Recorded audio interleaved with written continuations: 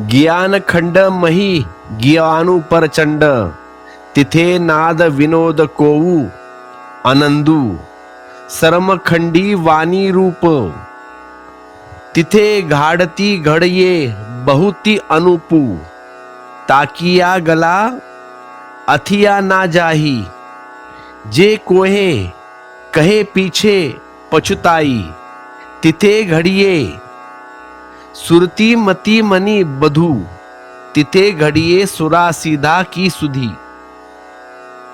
गुरु नानक जी ने अस्तित्व और उसके खोज को 4 खंडों में बांटा है।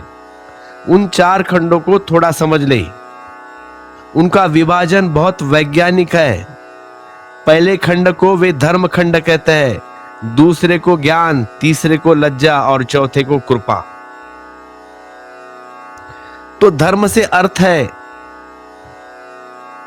दिला, नियम, जिससे अस्तित्व चलता है, जिसको वेद ने ऋतु कहा है। ऋतु के कारण ही तो हम बदलावट को मौसम की ऋतु कहते हैं। उन दिनों जब वेद लिखे गए तो ऋतु ये बिल्कुल निश्चित थी, रत्ती भर भी फर्क न था। हर वर्षा वसंत उसी दिन आता था जिस दिन सदा आ रहा था। हर वर्षा उसी दिन शुरू होती थी जिस दिन सदा होती रहती थी। आदमी ने प्रकृति को अस्तव्यस्त कर दिया है आज, इसीलिए ऋतु भी अब ऋतु नहीं रहा। क्योंकि ऋतु शब्द ही हमने इसीलिए दिया था कि अपरिवर्तनीय नियम के अनुसार जो चलती थी, एक अनुशासन था।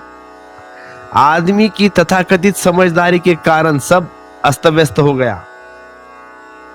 ऋतुओं ने भी अपनी पटरी छोड़ दी। तो आज जिस वक्त वर्षा पड़नी है वर्षा नहीं होती, और 2-4 सालों से तो मैं देख रहा हूं दिवाली के दिन भी वर्षा होती है जब ठंडी के दिन होते हैं। तो अब हम सारे परेशान हैं उन ऋतुओं से।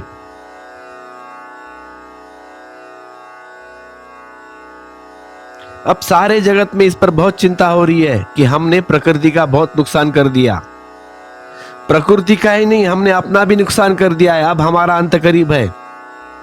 वेद ने जब मौसम के परिवर्तन को ऋतु कहा तो ऋतु शब्द का कुछ कारण होगा कहने का।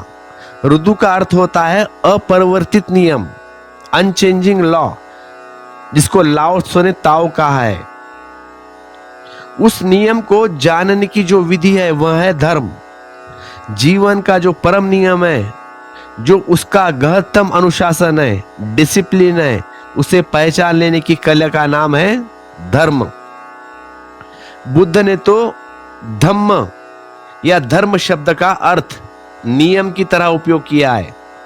तो जब बौद्ध भिक्षु कहते हैं धम्मम शरणम गच्छामि, तब वे कह रहे हैं कि अब हम नियम की शरण में जाते हैं। अब हम अपने को छोड़ते हैं और हम उस परम नियम की शरण में जाते हैं जिससे हम पैदा हुए और जिसमें हम लीन होने जाएंगे। अब हम उसी के सहारे चलेंगे। सत्य को जान लेना उस नियम को जान लेना ही है।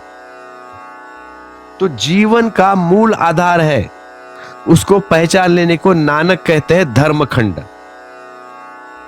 जो हम जीते हैं। लेकिन हम विचार से जीते हैं। हम सोच विचार कर कदम रखते हैं, और जितना सोच विचार कर हम कदम रखते हैं उतने ही हमारे कदम गलत जगह पड़ते हैं, गलत रास्ते पड़ते हैं। जो हम बिना सोच कर करते हैं वही वही ठीक कदम पर ले जाते हैं। तुम खाना खाते हो, फिर उसे पचाने के लिए तो तुम नहीं सोचते ना, पचता तो अपने आप है। फिर तो नियम उसे पचाता है। किसी दिन कोशिश करके देख लो, भोजन कर लो, फिर सोचो कि अब कैसे शरीर पचाएगा। फिर 24 घंटे पेट का ख्याल रखो, फिर पचा रहा है कि नहीं पचा रहा है।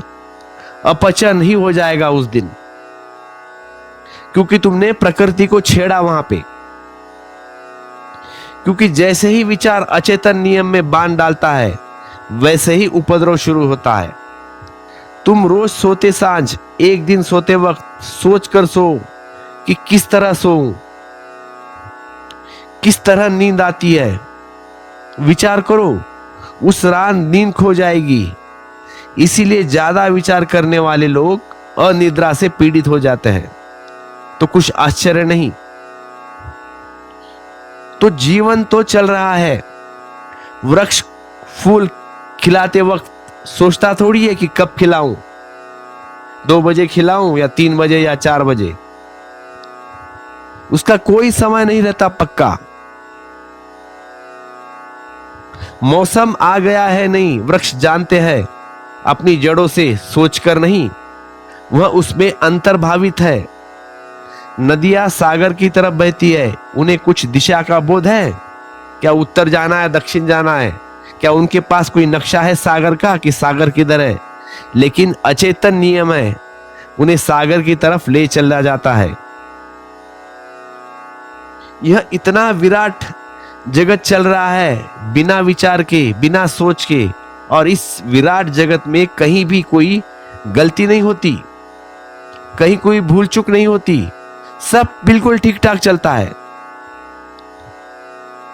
सिर्फ आदमी गलत होता है, आदमी गलत करता है, क्योंकि आदमी नियम से नहीं चल रहा है, विचार से चल रहा है। आदमी सोचता है कि करूं या ना करूं, टू बी डू और नॉट, ठीक है या गलत, इज इट राइट और रॉन्ग, उचित होगा कि अनुचित, इसका परिणाम क्या होगा, फल मिलेगा या नहीं मिलेगा, लाभ होगा या नहीं होगा, लोग क्या कहेंगे, 1000 विचार करता है। और इस 1000 विचार के धुएं में वह जीवन के नियम की सीधी रेखा को खुद ही उलझा देता है और खो जाता है। निर्विचार से जो चलने लगा वह सिद्ध है, निर्विचार से जो जीने लगा वह आ गया शरण में। धम्मम शरणम गच्छामि। तो धर्म कोई बुद्धिमानी नहीं है और तुम्हारी बुद्धि का कोई निर्णय है। धर्म तो बुद्धि से थक गया, आदमी की जो बुद्धि से परेशान हो गया, जिसने अपनी तरफ से सभी हाथ पैर मार लिए और कुछ परिणाम न हुआ, जो सब तरफ से थक गया और असहाय हो गया, उस आदमी की खोज है धर्म। वह छोड़ देता है बुद्धि को, वह कहता है अब तू जैसा चलाए। उसको ही नानक हुक्म कहते हैं। वे कहते हैं अब उसके हुक्म से चलूंगा, अब उसके हुक्म से चलूंगा।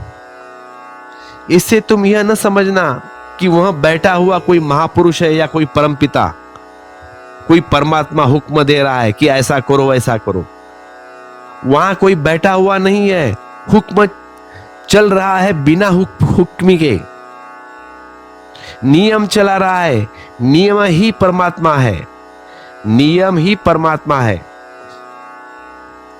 हमें भाषा ऐसी उपयोग करनी पड़ती है जिसे आदमी समझ जाए, तो हमें प्रतीक बनाने पड़ते हैं।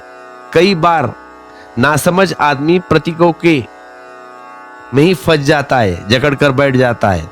वह सोचता है कि परमात्मा का कोई मुंह है या हाथ है या पैर है, वह किसी सिंहासन पर बैठा है, जैसे कि इंद्र बैठता है ना, और इंद्र वहां से हुक्म चलाता है, ऐसे चला रहा है परमात्मा। हम हुक्म को माने या ना माने, न माने तो अधार्मिक और माने तो धार्मिक। नहीं मानेंगे तो परमात्मा नाराज होगा, क्रोध होगा, क्रुद्ध होगा, दंड देगा। मानेंगे तो पुरस्कार करेगा। ऐसा ही समझ है ना हमारी। ये सब व्यर्थ की बातें हैं। यह तुम प्रतीक को जरूरी से ज्यादा खींच लिया। नियम है, कोई व्यक्ति वहां बैठा हुआ नहीं है। उस नियम की शरण जब तुम चले जाते हो तो तुमसे गलत होना बंद हो जाता है। कृष्ण कहते हैं ना कि मेरी शरण आ जा अर्जुन, तो उस परमात्मा की शरण ना जा। तब उस परमात्मा की शरण जाने के बाद गलत होना बंद हो जाता है, क्योंकि परमात्मा कर रहा है, तुम निष्कर्म हो गए। तब अब परमात्मा ही परमात्मा है, परमात्मा करता है, क्योंकि वह नियम गलत करना नहीं जानता। और जब तुमसे ठीक होना लगता है तो तुम सुख की संगीत बजाने लगते हो। तुम तब सुख का संगीत बजाने लगते हो, तब तुम्हारे जीवन में आनंद, सुख। ठीक का अर्थ यही है कि जब सब ठीक होगा तो तुम्हारे चारों तरफ सुख की सुगंध होगी, तुम्हारे चारों तरफ आनंद ही आनंद होगा। वह ठीक होने की खबर है। जब कुछ गलत होगा तब तुम्हारे पास दुख की छाया होगी। जितना गलत हो जाएगा उतनी ही चिंता गहन होगी, दुख होगा, पीड़ा होगी। तुम दुख को दंड मत समझना, कोई दंड नहीं दे रहा है।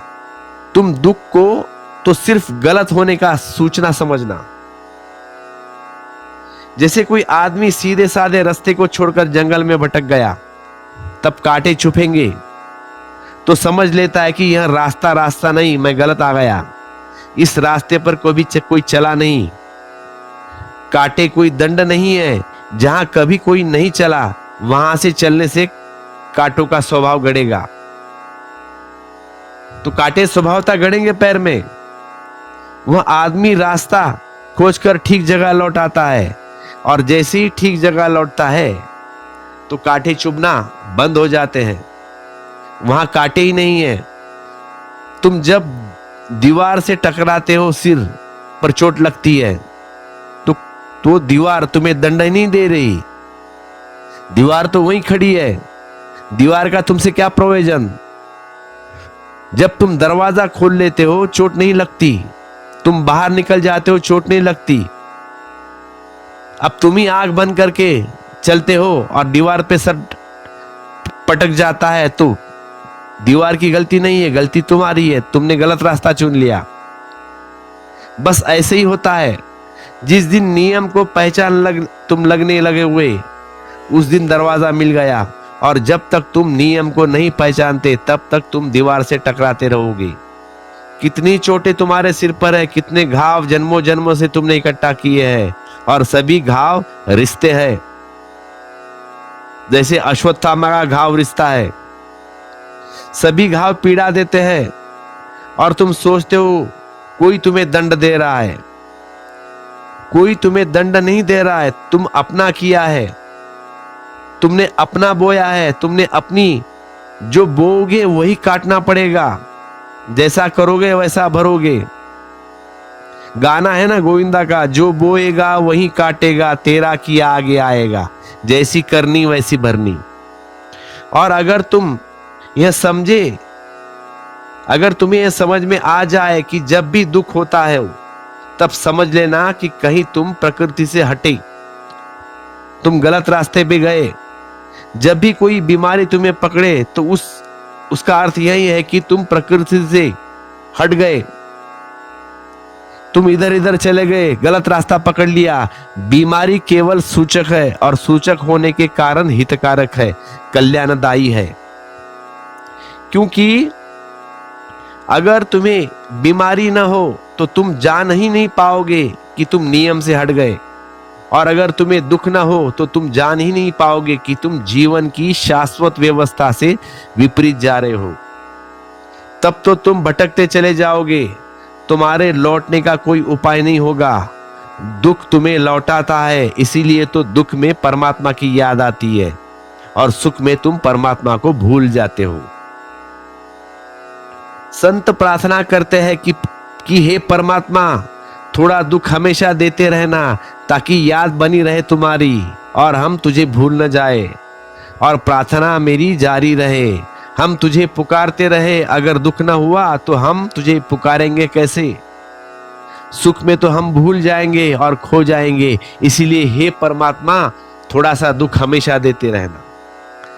दुख का ही एक ही अर्थ है कि तुम धर्म से नहीं डगमगा गए हो। न दूसरे पर दोष देना, न भाग्य को दोष देना, न परमात्मा पर नाराज होना। मत कहना मंदिर जाके परमात्मा कि मेरा क्या दोष है, मैंने क्या गलती की, मैंने क्या पाप किया। इसको तुम सूचक समझना और खोज करना कि तुम प्रकृति से कहां विपरीत चले जा रहे हो, और अनुकूल आने की कोशिश करना प्रकृति के अनुकूल आना मतलब धर्म है। नानक पहले खंड को धर्म कहते हैं और दूसरे खंड को ज्ञान खंड कहते हैं। धर्म तो है जिस दिन तुम उसे पहले लेते हो, धर्म तो है जिस दिन तुम्हें उसे पहचान लेते हो, उस दिन ज्ञान। धर्म तो मौजूद है लेकिन तुम आंख बंद किए हो। सूरज तो निकला है लेकिन तुम द्वार बंद किए बैठे हो। दिया तो जल रहा है लेकिन तुम पीट करके खड़े हो दिए की तरफ। वर्षा तो हो रही है लेकिन तुम भीगने से वंचित हो। तुम किसी अंधेरी गुफा में छिपे बैठे हो। धर्म तो चला रहा है, धर्म चल रहा है लेकिन तुम कहीं दूर और हट गए। तो वापस लौटो। वापस लौट आने का नाम है ज्ञान। और हर मनुष्य को वापस लौटना पड़ेगा, क्योंकि मनुष्य की यही क्षमता है कि वह दूर जा सकता है। पशुओं में कोई धर्म नहीं है, पौधों में, पक्षियों में कोई धर्म नहीं है, क्योंकि वे दूर जा ही नहीं सकते। वे कुछ भी अप्राकृतिक करने में असमर्थ है। वे जो भी करते हैं वह प्राकृतिक करते हैं। उनमें इतना भी बोध नहीं है कि वह भटक सके। भटकने के लिए थोड़ी भी समझ चाहिए, थोड़ी भी ज्ञान चाहिए, थोड़ा माइंड चाहिए। गलत जाने के लिए भी थोड़ा हिम्मत चाहिए। मार्ग से उतरने के लिए भी थोड़ा होश चाहिए। उतना ही होश तुम में है, पर तुम मार्ग पर आने के लिए वापस फिर और भी ज्यादा होश चाहिए। तो पशु है, वह पशु भटक नहीं सकते, इसीलिए ठीक जगह है। और वह कोई गौरव की बात नहीं, न गौरव की स्थिति है, वह मजबूरी है उनकी। फिर आते हैं सामान्य मनुष्य, नॉर्मल इंसान। उसमें थोड़ा बोध है, वह भटक सकते हैं, इसीलिए भटक गए हैं या भटक गया। फिर आते हैं बुद्ध पुरुष, गुरु नानक जी और कबीरदास जी। उनके पास परम होश है तो वे वापस लौट आए। पशुओं को जो सहज उपलब्ध है वह तुम्हें साधना से उपलब्ध करना पड़ेगा। तुम्हें कुछ प्रयत्न करना पड़ेगा उसके लिए। बुद्ध वहीं लौट आते हैं जहां पौधे सदा है। वहीं परम आनंद जो साधारण पौधों को उपलब्ध होता है, बुद्ध को भी उपलब्ध हुआ। लेकिन एक बुनियादी फर्क होता है। यह फर्क यह है कि बुद्ध को वह आनंद परम बोधपूर्वक होता है। वे होश से भरे हुए उस आनंद को भोगते हैं। पौधों पर वह आनंद बरस रहा है, वह भटक भी नहीं सकते, लेकिन उसके पास भी बोध नहीं है। तो प्रकृति अचेतन है, तो बुद्ध पुरुष सचेतन से प्राकृतिक है, सचेतन रूप से। और दोनों के बीच में हम हैं, ना इधर ना उधर। प्रकृति अचेतन है, वहां सुख सहज है, वहां सुख हो ही रहा है, लेकिन वहां कोई जानने वाला नहीं है। उस सुख की प्रतीति और साक्षात करने वाला कोई भी नहीं है। जैसे तुम बेहोश पड़े हो और तुम्हारे चारों तरफ रत्नों की वर्षा हो रही है, पत्थर बरस रहे हैं, रत्न की कोई फिक्र नहीं है, क्योंकि तुम बेहोश पड़े हो।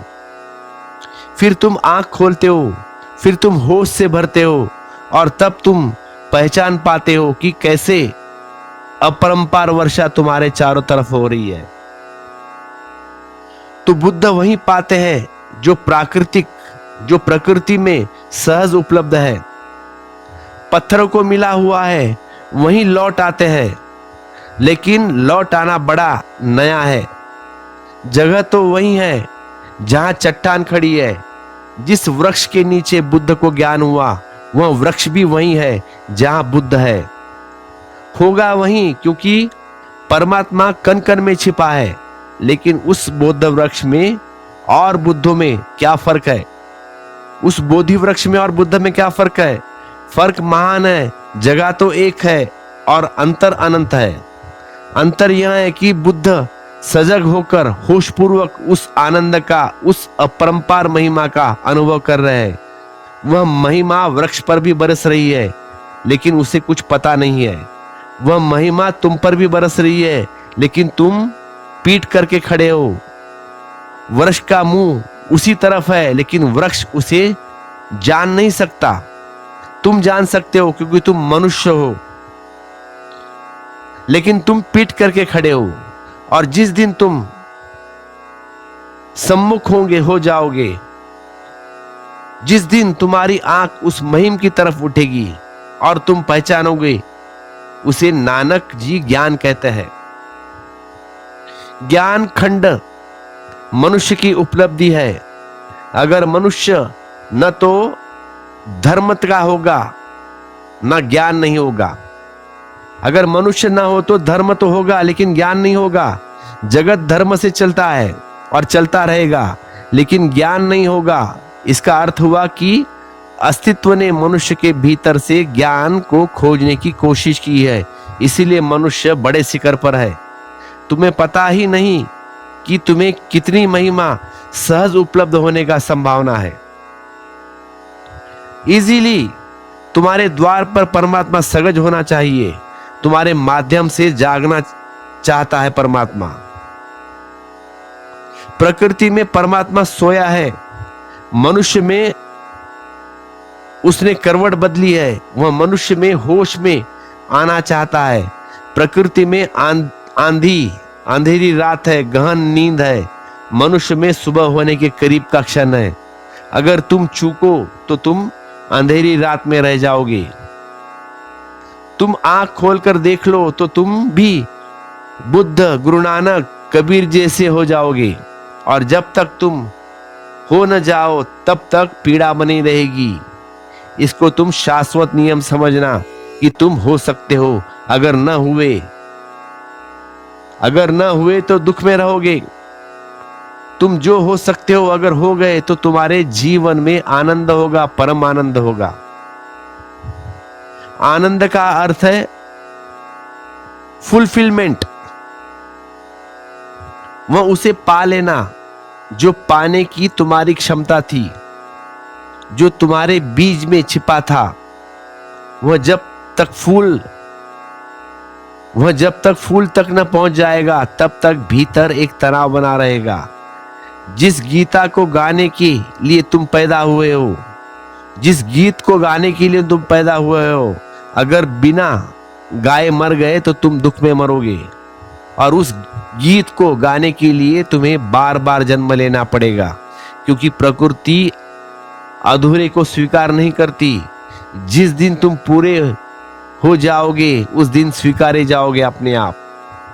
इसीलिए हिंदू कहते हैं कि जो पूर्ण हो गया उसका कोई आवागमन नहीं। अब आवागमन इसीलिए नहीं कि उसने वही गीत गा लिया जो गाना था, उसने वही आनंद पा लिया जो पाना था। उसकी सरिता सागर में पहुंच गई, अब लौटने की कोई वजह न रही। तुम लौटते हो बार बार क्योंकि तुम बार बार असफल हो रहे हो। तुम्हारी असफलता के कारण तुम्हें वापस लौटना पड़ता है और प्रकृति तुम्हें भेजती जाएगी। उसे कोई जल्दी नहीं है, प्रकृति को कोई भी जल्दबाजी नहीं है। अनंत समय है उसके पास। तुम कितने ही टकराते रहो वह तुम्हें वापस भेजता रहेगा।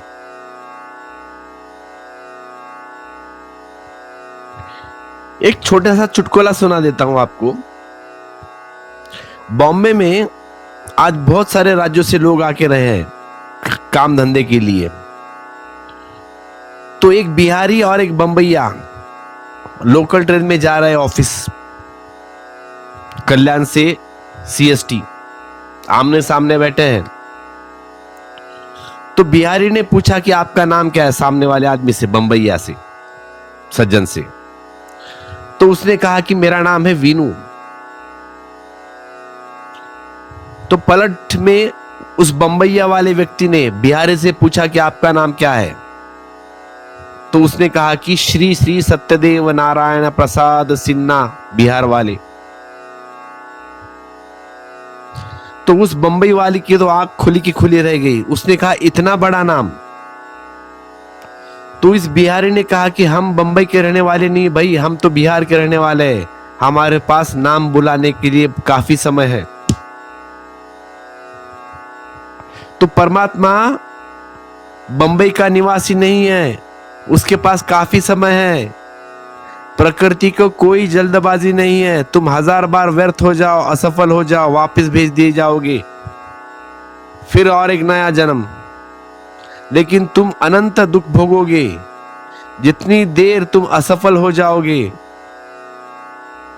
जब तक तुम्हें जो गीत गाना है तुम नहीं गा लेते, तब तक तुम्हें फिर से वापस नया जन्म लेना पड़ेगा और फिर दुख में। तुम अपनी नियति को पूरा नहीं कर लिया, तब तक तुम अंगीकार न होगे। और एक ही तो दुख है, एक ही दुख है, एक ही पीड़ा यह है कि अस्तित्व तुम्हें अंगीकार नहीं करता, वापस लौटा देता है, फिर नया जन्म। जब यह अंगीकार कर लेता है, जब स्वीकार कर लेता है, तब उसमें लीन हो जाते हो तुम, वही मोक्ष, फिर कोई वापसी नहीं। तो नानक जी दूसरे खंड को ज्ञान खंड कहते हैं। जाग कर जान लेना जो है, दैट विच इज, जो चारों तरफ मौजूद है, उसे होश पूर्वक जान लेने का नाम ज्ञान है। तीसरे खंड को नानक जी लज्जा खंड कहते हैं, क्योंकि जो जान लेता है उसे ही पता चलता है कि कितना मैं अज्ञानी हूं, इसीलिए लज्जा खंड। अज्ञानी तो अकड़े फिरते हैं, उन्हें तो कोई लज्जा नहीं है, उन्हें तो पता ही नहीं है कि वे कैसे अज्ञान से भरे हैं। अज्ञानी तो अपने को ज्ञानी समझकर जीते हैं। सिर्फ ज्ञानी ही जान पाता है कि कैसे महान अज्ञान है। क्या मैं जानता हूं? कुछ भी तो नहीं। सुकरात ने कहा है, जब मैंने जाना तो एक ही बात जानी कि मैं कुछ भी नहीं जानता। मैं कुछ भी नहीं जानता हूं। जब ज्ञान पूरा होता है तब तुम यह जानते हो कि मैं कुछ भी नहीं जानता हूं। न केवल यही, बल्कि मैं कुछ भी नहीं हूं। मैं ना कुछ हूं। तुम एक शून्य हो जाते हो। उस शून्य को नानक कहते हैं लज्जा खंड। तब तुम बड़ी शर्म से भर जाते हो कि मैं कुछ भी तो नहीं। कितना आकड़ा आकड़ कर फिरता था मैं। पानी का बबूला कितना फूला फूला फिरता है। कितना अतिशयोक्त कर रखी थी तुमने अपने संबंध में कि आई एम समथिंग स्पेशल, मैं कुछ अलग हूं। अतिशयोक्ति करने के लिए हम हजार हजार उपाय खोजते हैं। एक व्यापारी व्यापार करके अपने घर वापस आ रहा है, तो बीच में नदी क्रॉस करनी पड़ती थी। पुराने दिनों की बात है, उस वक्त पुल वगैरह नहीं थे, ब्रिज, तो नाव से आना पड़ता था। तो आया है नाव से, घर पे पहुंचा। बाप ने पूछा कैसा रहा व्यापार, बिजनेस। उसने कहा ठीक है, लेकिन आते वक्त बहुत परेशानी हुई ये नदी क्रॉस करते वक्त। कि पिताजी आप जानते नहीं, ऐसा तूफान आया, मैं बच गया। 50-50 फीट 60 फीट की लहरें थी, लेकिन नाव नहीं डूबी। परमात्मा की कृपा, मैं बच गया। तो उसके बाप ने कहा कि ये थोड़ी अतिशयोक्ति है भाई, इतनी ज्यादा भी मत करो। समुद्र में अगर नाव उतनी बड़ी लहर आती तो मैं मानता, लेकिन नदी में लहर इतनी बड़ी, इम्पॉसिबल। और मैं भी काफी बार उस नदी से गया हूं, मैं उस पार,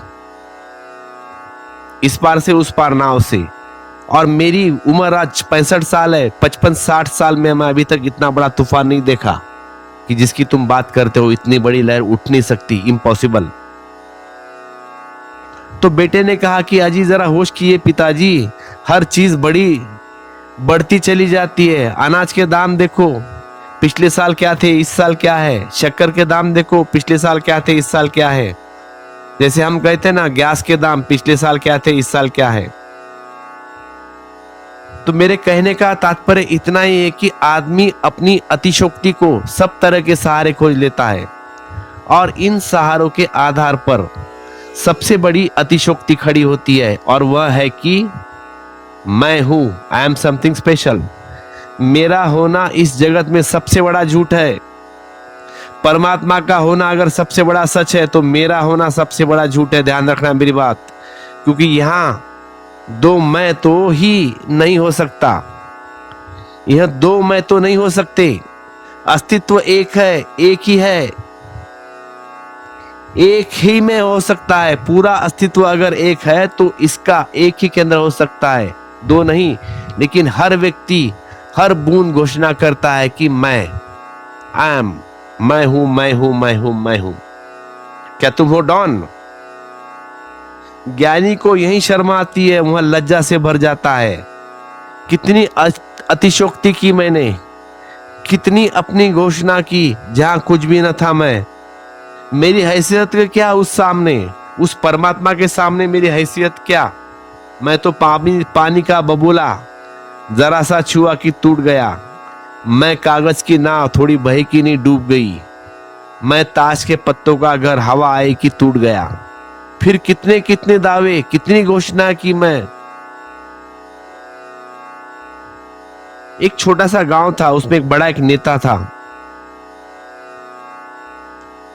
और एक मंद बुद्धि वाला व्यक्ति। दोनों मशहूर थे कुछ उटपटांग काम करने के लिए। ये मंद बुद्धि वाला बहुत फेमस था और नेता को तो कौन नहीं पहचानता। तो दोनों एक दिन बैठे चाय पीने। दोनों में कुछ कहा सुनी हुई और इस मंद बुद्धि ने उस नेता को कुछ ऐसा बुरा कहा कि उसे बहुत अड़चन हो गई, अपमानजनक महसूस हुआ वह, और उसने उसके ऊपर केस डाल दी, मानहानि का दावा, जैसे आजकल के नेता डालते हैं ना एक दूसरे के ऊपर। तो उसने मानहानि का दावा डाल दिया कि मुझे इस बंदे ने अपमानित किया है। तो कोर्ट की डेट आ गई, दोनों ही गए कोर्ट में। तो न्यायाधीश ने पूछा कि तुमने ये क्या किया भाई? ये गांव का सम्मानित आदमी है, नेता है, जो तुम्हारे गांव का 15-20 साल से सरपंच है, और तुमने उसको अपमानजनक शब्द बोले वही सब लोगों के सामने। ये तो तुमने गलत काम किया। तो मैजिस्ट्रेट ने बोला तुमने क्यों बोला, कहो मुझे कारण क्या था? उसने क्या मैं क्या करूं भाई, मेरा कोई कसूर नहीं है। इस आदमी ने पूछा मुझसे कि जानते हो मैं कौन हूं, और जब उसी ने पूछा तब मुझे जवाब देना पड़ा। तुम्हारी नजर पूछती है लोगों से जानते हो मैं कौन हूं? देखा जरा किसी पर पैर पर चोट पड़े जाए, किसी को जरा सा धक्का लग जाए, वहां लौट कर कहता है कि जानते हो मैं कौन हूं? खुद भी नहीं जानता। कौन जानता है तू कौन है? जो जानते हैं उनका तो मैं मिट जाता है। जब तक नहीं जानते तभी तक तो मैं है। तुम उससे यह पूछना कि तुम जानते हो कि तुम कौन हो। लेकिन वह अकड़ की बात कर रहा है। Are you know who I am? वह यह कह रहा है कि मेरा पद पता है तुझे, मैं कौन हूं? मैं सरपंच हूं, मैं एमपी हूं, या मैं एमएलए हूं। मेरे पास पैसा कितना है पता है, मेरी प्रतिष्ठा पता है, हु आई एम। वह यह कह रहा है कि मैं तुम्हें नुकसान पहुंचा सकता हूं। वह यह कह रहा है कि मैं खतरनाक सिद्ध हो सकता हूं। पता है, तुम्हारा होना सिर्फ नुकसान पहुंचाने का दावा है, वह हिंसा की घोषणा है। तुम उस वक्त कहते हो कि मैं कौन हूं। जानते हो, जब तुम दावा करना चाहते हो कि मैं चाहता हूं तो विध्वंस कर सकता हूं, मैं चाहता हूं तो देख कुछ भी कर सकता हूं, तो तुम्हारी सारी अकड़ हिंसा है। अहंकार हिंसा का सूत्र है। जानने वाला तो कहता है मैं कहां हूं, पता नहीं चलता, मैं कौन हूं कुछ पता नहीं चलता। जानने वाला तो खो जाता है, अज्ञान अकड़ा रहता है।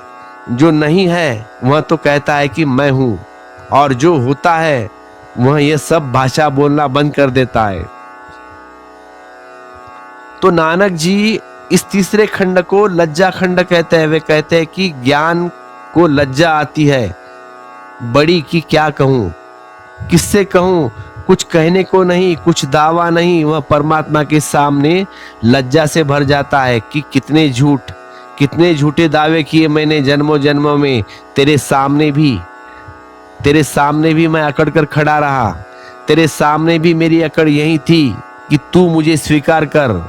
अगर मैंने तेरी प्रार्थना भी की तो इसीलिए की कि तू भी मुझे स्वीकार कर। अगर मैंने पुण्य किया तो भी इसीलिए कि दान दिया तो भी इसीलिए, मंदिर बनाया, मस्जिद खड़ी की, गुरुद्वारे बनाया तो भी इसीलिए कि तू जान ले कि मैं कौन हूं।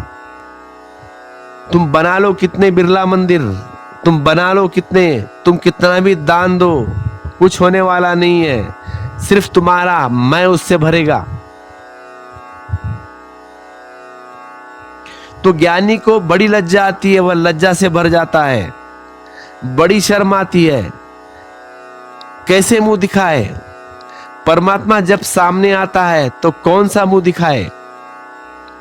तुम्हारे सभी मुंह तो झूठे हैं, तुम्हारे सभी चेहरे झूठे हैं। दूसरों को दिखाने के लिए तुम रंग रोगन लगाकर खड़ा करते हो या खड़ा रहते हो। थोड़ा सोचो, अगर आज परमात्मा मिलता हो तो तुम कौन सा चेहरा उसके पास लेकर जाओगे? वह जो तुम अपनी पत्नी को दिखाते हो, कि वह जो तुम अपने मालिक को दिखाते हो, या वह जो तुम अपने नौकर को सामने ओढ़ लेते हो, या वह जो तुम प्रेयसी के सामने प्रकट करते हो, या वह जो तुम दीन दरिद्री गरीब के सामने दिखाते हो, या वह जो तुम शक्तिशाली लोगों के सामने दिखाते हो। कौन सा चेहरा तुम परमात्मा को दिखाओगे अगर परमात्मा आज तुम्हें मिल जाए? शक्तिशाली के सामने तुम्हारी पूंछ हिलती रहती है, तुम उसकी खुशामद करते रहते हो, तुम्हारा चेहरे पर बड़ी खुशामद का भाव होता है, और गरीब के सामने तुम ऐसे अकड़ कर खड़े हो जाते हो जैसे कि तुम समथिंग स्पेशल, क्योंकि गरीब से तुम्हें वही खुशामद की अपेक्षा करते हो जो तुम दूसरों को करते हो, तुम अमीरों को सामने प्रकट करते हो। तुम चाहते हो कि वह पूंछ हिलाए, क्योंकि तुम पूंछ हिलाते हो दूसरों के सामने, तो अपेक्षा करते हो तो तुमसे नीचे वाला तुम्हारी हजामत करे, तुम्हारी खुशामद करे। जो आदमी किसी की खुशामद चाहता है वह आदमी खुशामदी होगा। जो किसी की स्तुति मांगता है वह आदमी कहीं ना कहीं स्तुति करके आया होगा। वह असल में बदला चाहता है। लेकिन जिस आदमी ने ठीक से अपने को देखा, न वह वस्तु करता है, न वह स्तुति करता है, न किसी से स्तुति चाहता है। एक ही परमात्मा है, उसकी स्तुति जो जाए तो काफी है, जो हो जाए तो काफी है। वह किसी से स्तुति मांगे, क्योंकि वही चारों तरफ है। नहीं मांगता परमात्मा, वही चारों तरफ है। किससे मांगे? मांगने वाला भी वह और देने वाला भी वह। तो हाउ इज पॉसिबल? तो नानक कहते हैं बड़ी लज्जा आती है सत्य के सामने जब आदमी खड़ा होता है, तो पाता है अपना कोई भी चेहरा तो काम में नहीं, सदा गधे ही है, और भी सभी झूठे। सब गंदे हैं हम, और सब झूठे। जैन फकीर कहते हैं अपने शिष्यों को कि अगर तुम्हें अपना ओरिजिनल फेस, तुम्हारा मौलिक चेहरा खोज लिया तो खोज तुम्हारी पूरी हो गई। वे कहते हैं कि खोजो उस चेहरे को जो जन्म के पहले था तुम्हारे पास और मौत के बाद। खोजो उस चेहरे को जो मरने के बाद तुम्हारे साथ होगा। बीच के सब चेहरे झूठे। तो छोटे छोटे बच्चे तक झूठे चेहरे ओढ़ते हैं, देखते हैं ना खेलने में, मास्क लगाते हैं। तो मनस्वी कहते हैं कि आदमी की अगर याददाश्त लौट आए या कोई जगाए, तो कैसी परेशानी हो जाएगी। तो यहां पे एक बात कह दूं, 4 साल या 3 साल तक करीब करीब याददाश्त रुक जाती है। तुम याद करोगे तो बस 5 7 4 साल 3 साल तक वह जाकर रुक जाएगी। 3 साल की कोई याददाश्त नहीं होती, जन्म से लेकर 3 साल, 0 to 3 बोल रहा हूं मैं, क्योंकि उस समय तुम इतने सरल होते हो कि तुम्हारे पास कोई चेहरा नहीं होता। याददाश्त किसकी बनती, कोई दावा ही नहीं है तुम्हारे पास तब। देखो तुम्हारे बच्चे जो 0 से 3 साल तक है कितने सरल होते हैं।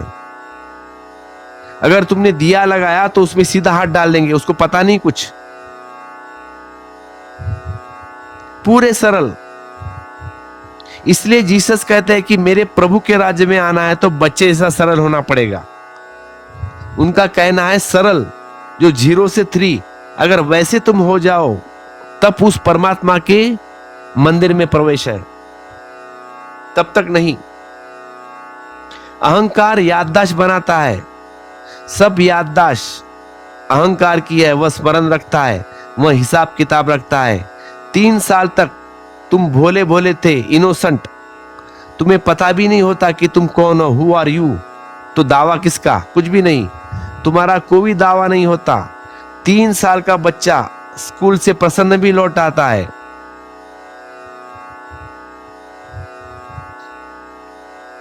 तो ये जो 0 से 3 ईयर के जो छोटे बच्चे हैं ना, उनको कुछ पता नहीं चलता रहता, फर्स्ट आए, सेकंड आए, थर्ड आए या लास्ट आए। आखिरी वाला बच्चा भी हंसी से आता है, कहता है कि मैं आखिरी आ गया स्कूल में, क्लास में, क्योंकि अभी अहंकार निर्मित नहीं हुआ, ना अभी जाति पाति पता है उसे, ना हिंदू मुसलमान पता है, कुलीन अकुलीन का कुछ भी पता नहीं है, कि ब्राह्मण और शूद्र का ज्ञान नहीं है उसे, ना धर्म का ज्ञान है। अभी चेहरा साफ है, उसकी प्लेट कोरी है। यह चेहरा तुम परमात्मा के सामने ले जा सकते हो। ऐसे चेहरा है तो ठीक, तब उस परमात्मा के मंदिर में प्रवेश। जीसस कहते हैं कि मेरे प्रभु के राज्य में आना हो तो बच्चों जैसा सरल हृदय चाहिए। बच्चे हो तभी आ सकते हो। क्या अर्थ है उनका, कि बच्चे जैसा सरल, प्लेट तुम्हारी कोरी चाहिए। वहां पे अहंकार नहीं चलेगा, यहां पे मैं भी नहीं चलेगा। जब मैं निकल गया, मैं छूट गया, तब उस परमात्मा के मंदिर में प्रवेश। इसीलिए जीसस कहते हैं कि मेरे प्रभु के राज्य में वही आ सकते हैं जो बच्चे जैसे इनोसेंट है या बच्चे हैं। लेकिन माँ बाप क्या करते हैं, हम क्या करते हैं, उसको झूठ बोलना सिखाते हैं। पहले दिन से मां चाहती है कि बच्चा मेरी तरफ देखे मुस्कुराए। अगर बच्चे को मुस्कुराहट नहीं आए तो भी जबरदस्ती करे। अगर बच्चा हंसता नहीं है तो मां नाराज हो जाती है, बाप नाराज हो जाता है।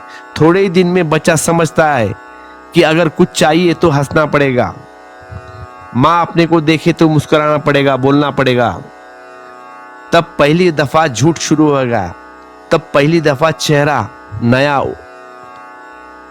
ओढ़ना शुरू हो गया। फिर झूठ पर झूठ एक परत चढ़ी जाती है और इतने झूठे चेहरे हो जाते हैं। तो ऐसे झूठे चेहरे लेकर तुम परमात्मा के सामने कैसे जाओगे। तो नानक कहते हैं बड़ी शर्म आती है मुझे, बड़ी शर्म आती है। जब भी कोई जानता है तब लज्जा से भर जाता है, तब वह खोजता है और पाता भी नहीं कि कौन सा चेहरा असली है। और जितना वह खोजता है उतना ही पाता है, जैसे कोई प्याज को छीलते चला जाता है, एक परत के ऊपर परत, एक खोली फिर नहीं। एक झूठ को निकालोगे तो दूसरा झूठ, दूसरों को निकालोगे तो तीसरा, परत के ऊपर पर जमी है। क्योंकि ये परत तुम्हारे एक जन्म की नहीं है, जन्मों जन्मों का झूठ। इतने झूठ की परत है, तुमने इतनी इकट्ठा की है। कुछ और तो इकट्ठा नहीं किया, लेकिन जब परत पर परत निकालते जाते हो, तब आखिर में तुम पाते हो कि कुछ बचता ही नहीं। प्याज की सब परतें निकल जाती है, शून्य हाथ आता है। तो नानक कहते हैं वह जो शून्य हाथ आता है तब बड़ी लज्जा आती है कि ना कुछ था और सब कुछ होने का दावा मैंने किया। इसे वे तीसरा खंड कहते हैं। और चौथा खंड वे कहते हैं कृपा खंड। वे कहते हैं कि जब तुम लज्जा से भर जाते हो तब उसकी कृपा बरसती है, जब तुम शून्य हो जाते हो तब पूर्ण उतरता है, उसके पहले नहीं। तुम्हारी अकड़ उसकी कृपा में बाधा है। तुम जब तक अकड़े हो तब तक तुम उसकी कृपा न पा सकोगे। वह तुम्हें जरूरत ही नहीं है। तुम अपने पैर पर खड़े हो, तुम्हें सहारे की कोई जरूरत नहीं। तुम प्रार्थना भी कर रहे हो और अपने पैरों पर खड़े हो। तुम मांग भी उससे रहे हो, लेकिन वह भी तुम्हारी और बहुत सी चेष्टा में एक चेष्टा है कि शायद कौन जाने कुछ सहारा उधर से भी मिल जाए। और जब कुछ मिल जाएगा तब तुम दावा यह करोगे कि मैंने पाया।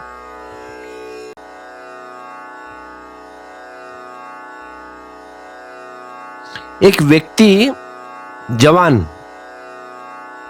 बेर के वृक्ष पर चढ़ा है। अब चढ़ने को तो चढ़ गया, लेकिन बाद में उसे डर लगा कि क्यों बेकार में मैं चढ़ गया पेड़ के ऊपर। अब जो बेर थे एकदम लास्ट एंड पॉइंट पे थे, बिल्कुल ऊपर की शाखा पर। बेर तो खाने की लालच थी, तो जा रहा है ऊपर धीरे धीरे चढ़ते चढ़ते। डर लग रहा था तो उसने परमात्मा से कहा कि हे भगवान, अगर मैं बिना गिरे बेर तोड़ा तो मैं आपको मंदिर में आके 10 रुपए का दान चढ़ाऊंगा, 2 नारियल चढ़ाऊंगा, फूल चढ़ाऊंगा सब। तो बिल्कुल पक्का भरोसा हो गया उसे। अब धीरे धीरे उस लास्ट एंड तक पहुंच गया। तब उसे मन में ख्याल आया कि भाई मैंने तो परमात्मा से वादा किया 10 रुपए दूंगा, 2 नारियल चढ़ाऊंगा, फूल चढ़ाऊंगा, ये तो थोड़ा ज्यादा हुआ। और मैं तो अपनी चेष्टा से चढ़ा हूं, मेरी मेहनत परमात्मा की थोड़ी है। चुप नाहक मैंने परमात्मा को बीच में लाया, भगवान को। और जब उस बेर पर उसका हाथ पड़ा, उस गुच्छे पर, तब उसने कहा कि 10 रुपए में तो इससे ज्यादा बेर मैं बाजार से खरीद लाता। चुप नाहक मैंने परमात्मा को प्रॉमिस किया, और उसने तो कुछ नहीं किया, सब मेरी मेहनत है। उससे अच्छा 10 रुपए चढ़ाने की बजाय कुछ ये बेर ही चढ़ा दो परमात्मा को। और जब ऐसा सोच ही रहा था तो उसका हाथ चूक गया, पैर सरक गया और नीचे गिर धड़ाम। बेर तो हाथ में नहीं आया, पीठ को मार लग गया, पीठ पांव को सब। दर्द बहुत हो रहा था। जो चिल्लाया फिर जोर से कि हे परमात्मा, क्या मामला है? हे भगवान, क्या मामला है? जरा सी तू मजाक भी नहीं समझता क्या? जरा धैर्य रखता, मैं चढ़ा देता पैसा, मैं थोड़ी भागने वाला था। तुम प्रार्थना भी करो, तुम पूजा भी करो, तो भी तुम्हारी अकड़ का श्रृंगार है तुम्हारी पूजा, तुम्हारा अहंकार का आभूषण। और पूजा तो तभी होती है जब तुम नहीं होते। जब पुजारी मिट जाता है तब पूजा शुरू होती है। तो नानक कहते लज्जा में तो पिघल जाते हो, लज्जा में तो तुम मिट जाते हो, तुम तो बचते ही नहीं। और तब अचानक जैसे ही तुम यहां खोते हो, तुम पाते हो कि वहां से वर्षा हो रही है आनंद की, वहां सदाई हो रही थी। तुम अपनी अकड़ से इतने भरे थे कि तुम्हारे भीतर कोई जगह नहीं थी कि वह परमात्मा प्रवेश पा सके। कोई ऐसा नहीं है कि जब लज्जा से भरे हो तब उसकी कृपा तुम पर बरसती है। कृपा तो बरसती है, तुम जब लज्जा से भरते हो तब तुम खाली होते हो और तब परमात्मा भीतर प्रवेश करता है। परमात्मा तो सदा तैयार है तुम्हारे भीतर आने के लिए, लेकिन तुम्हारे भीतर कूड़ा करकट भरा पड़ा है। ये 4 खंड है नानक के, और यह चारों का विभाजन बड़ा बहुमूल्य है। तो आज दूसरे खंड की बात है। धर्म खंड को एहो धर्मु, ज्ञान खंड का आकहु कर्मु। केते पवन पानी वसंतर, केते कान महेश। केते बरमे घड़िया, घड़ी अही रूप रंग के वैसे। केतिया कर भूमि मेरे, केते केतु धूपदेश। केते इंद चंद सूर, केते केते मंडल देश। केते सिथ बुध नाथ, केती केती देवी वेसी। केते देव दानव मुनि, केते केतन रतन समुंद। केतिया खानी केतिया वानी, केते पाती निरंद। केतिया सुरती सेवक, केत नानक अतु अनंत। जैसे ही कोई व्यक्ति जागता है, अस्तित्व के प्रति, परमात्मा के प्रति परम विस्मरण से भर जाता है, महान आश्चर्य घेर लेता है। तुम्हें तो कोई विस्मय पड़ता ही नहीं। तुम तो ऐसे चलते हो जैसे तुम जानते हो। पंडित को विस्मय होता ही नहीं, वह सभी चीजों का उत्तर जानता है। विस्मय कैसा? विस्मय तो बालक का होता है। चलता है तो हर चीज के संबंध में सवाल पूछता है। तुम यह मत समझना कि वह जवाब पाने के लिए सवाल पूछता है। सवाल तो केवल उसके विस्मय को प्रकट करने का ढंग है। इसीलिए तुम्हारे जवाब के लिए रुकता भी नहीं, दूसरा सवाल खड़ा कर देता है बच्चा। तुम्हारा जवाब की फिक्र नहीं करता, क्योंकि जवाब में उसकी उत्सुकता नहीं है। तितली निकल जाती है और वह पूछता है कि तितली पर इतने रंग क्यों? वह यह नहीं कह रहा कि तुम जवाब दो, तितली पर इतने रंग क्यों। वह सिर्फ इतना ही कह रहा है कि मैं अवाक हूं, मैं विस्मय से भरा हूं। ये वृक्ष हरे क्यों है? फूल रंगीन क्यों है? आकाश में बादल क्यों है? सूरज रोज क्यों निकलता है? यह बच्चा पूछ रहा है, यह सिर्फ विस्मय खड़े कर रहा है। इसके प्रश्न उत्तर की मांग नहीं रखते, यह तो पूछ रहा है इसीलिए क्योंकि हर चीज इसे आश्चर्य से भर देती है। पंडित कोई प्रश्न नहीं पूछता क्योंकि उसके पास सभी चीजों के उत्तर है। पंडित का अर्थ है जिसके पास प्रश्न ही है नहीं, उत्तर है। और ज्ञानी का अर्थ है जिसके पास प्रश्न है और उत्तर नहीं। इसे थोड़ा ख्याल में ले ले, समझ ले।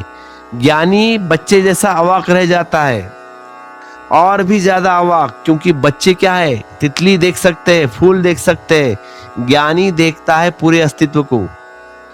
बच्चे की नजर कितनी दूर जाती है, ज्ञानी की नजर जाती है आर पार। और वह जो देखता है वह उसे विस्मय विमुग्ध कर देता है।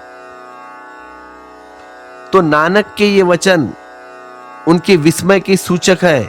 वे कहते हैं कितने पवन, कितने पानी, कितने अग्नि की देवता, कितने कृष्ण, कितने महेश, कितने ब्रह्म, कितनी उनकी रचना, कितने रंग रूप वेश, कितनी कर्म भूमिया, कितने सुमेर पर्वत, कितने ध्रुव, कितने उपदेश, कितने इंद्र, कितने चंद्र, कितने सूर्य, कितने मंडल, कितने देश, कितने सिद्ध, कितने बुद्ध, कितने नाथ, कितने देविया, कितने वेश, कितने देवता, कितने दानव, कितने मुनि, कितने रत्न, कितने समुद्र, कितने योनिया, कितने वानिया, कितने बादशाह, कितने बादशाहों के बादशाह, शहंशाहों के संजा, कितने सुरतिया, कितने सेवक, कितने। नानक कहते हैं इसका अंत नहीं, इसका अंत नहीं। यह विस्मय बोध, नानक कहते हैं इसका उत्तर मेरे पास नहीं। यह ज्ञानी का लक्षण है।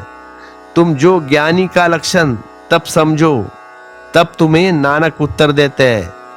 तुम तो लौट ही गए होते नानक के पास से कि इसको कुछ आता नहीं, कितने कितने क्या राग लगा रखे हो, कुछ उत्तर दो, तुम पूछने आए थे क्या हो, और वे गिन रहे थे कितने। तुम उत्तर चाहते हो, तुम जानकारी चाहते हो, क्योंकि जानकारी के तुम मालिक हो सकते हो, विस्मय के तुम मालिक नहीं हो सकते। आश्चर्य से तुम भर जाओगे, आश्चर्य तो तुम्हारा मालिक हो जाएगा। आश्चर्य में तुम गिर जाओगे, आश्चर्य में तुम डूबने लगोगे, आश्चर्य में तुम बचोगे ना, मिट जाओगे। उत्तर चाहते हो तुम, क्योंकि उत्तर को तुम अपनी मुट्ठी में रख सकते हो, उत्तर तुम उसका उपयोग कर सकते हो, उत्तर से तुम दूसरों को हरा सकते हो, पराजित कर सकते हो, उत्तर से तुम दूसरों को प्रश्न से चुप कर सकते हो, उत्तर से तुम अकड़ बढ़ेगी तुम्हारी। लोग ज्ञान की खोज में नहीं है, लोग उत्तर की खोज में है। लोग चाहते हैं कि सब उत्तर हमें पता चल जाए तो हम ज्ञानी हो जाए। और ध्यान रखना, ज्ञानी उत्तर की खोज से होता नहीं कोई भी कभी, ज्ञानी तो प्रश्न में गहरे उतरने से होता है। और जितना ही कोई प्रश्न में गहरे उतरता है उतने ही विस्मय के द्वार खुलते हैं। एक द्वार तुम प्रवेश करते हो और 1000 द्वार खुल जाते हैं। नानक उसी विस्मय की बात करते हैं। नानक तो ग्रामीण है, वे तो गांव के अनपढ़ आदमी है, इसलिए उनकी भाषा की चिंता मत करना। मगर ग्रामीण भी जब उस विस्मय की जगत में जाता है तो मुखर हो जाता है। इतने विस्मय में यही कर रहे हैं। केते पवन पानी वैसंतर केते कान महेश। कितने कृष्ण जब तुम्हें दिखाई पड़ेंगे तब तुम पाओगे कि कितनी बांसुरियां बज रही है, कितनी गोपियों का रस चल रहा है। अनंत है यह अस्तित्व तुम्हारी पृथ्वी पर, यह सीमित नहीं। और तुम तो इस अकड़ में भरे हो कि शायद हम तुम पर ही सीमित है। तुम तो सोचते हो शायद सारा नाच तुम्हारे लिए चल रहा है।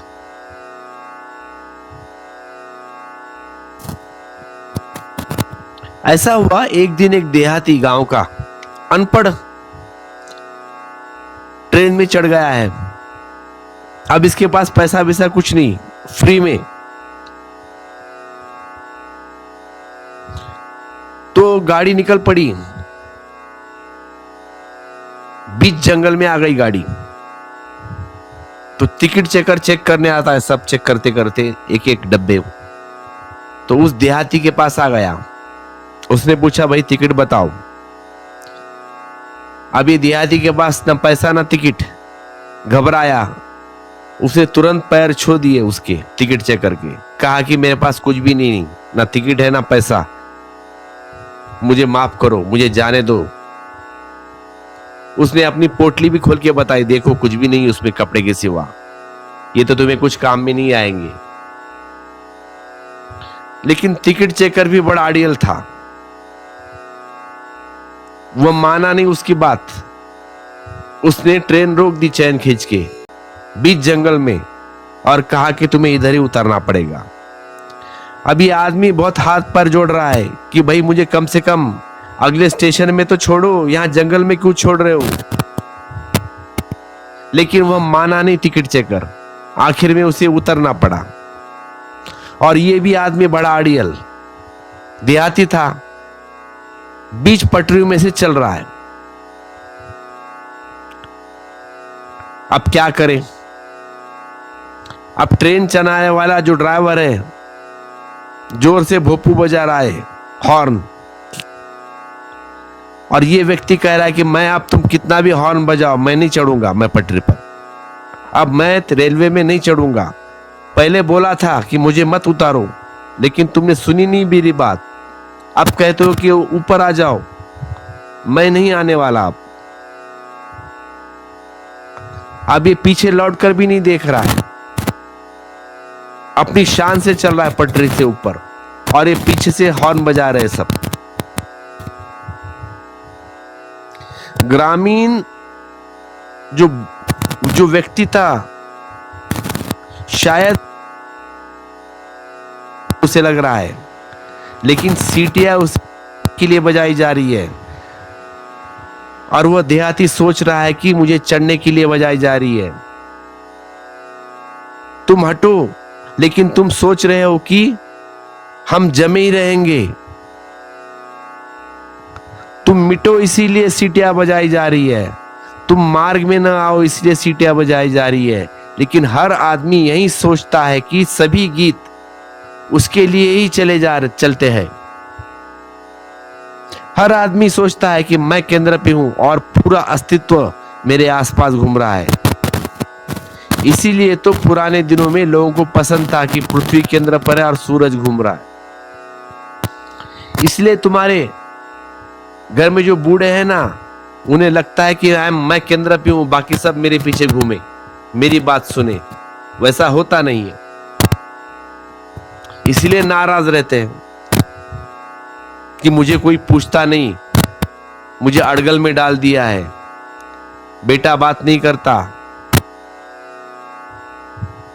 वही प्रॉब्लम होती है, दिक्कत और बूढ़े में और जवान में। बर्नार्ड शॉ ने पीछे एक मजाक किया था और उसने कहा था कि मैं यह सिद्धांत मान ही नहीं सकता कि पृथ्वी सूरज का चक्कर लगाती है। मान ही नहीं सकता, यह सिद्धांत गलत है। किसी ने सभा में खड़े होकर पूछा कि 20वीं सदी में छोटे छोटे बच्चे भी जानते हैं कि पृथ्वी चक्कर लगा रही है, और आपके पास क्या प्रमाण है? विज्ञान ने यह सिद्ध कर दिया। बर्नार्ड शॉ ने कहा, प्रमाण की कोई फिक्र नहीं, प्रमाण यह है कि बर्नार्ड शॉ जहां रहता है वहां पृथ्वी किसी चीज के चक्कर नहीं लगाती, सूरज ही चक्कर लगा रहा है। वो मजाक हम सभी है, सभी के अहंकार की तरफ इशारे कर रहा है। तुम भी मान ही नहीं पाते कि तुम्हारी पृथ्वी और चक्कर लगा सकती है। इसलिए आदमी ने बड़ा उपद्रव मचा है, चर्चों ने बड़ा विरोध किया, पादरी बड़े खिलाफ हुए, पोप ने इनकार कर दिया कि नहीं, यह सिद्धांत यह मान ही नहीं सकते। गैलीलियो से कहा कि क्षमा मांगे, क्योंकि गैलीलियो कहता है कि चक्कर लगाती है।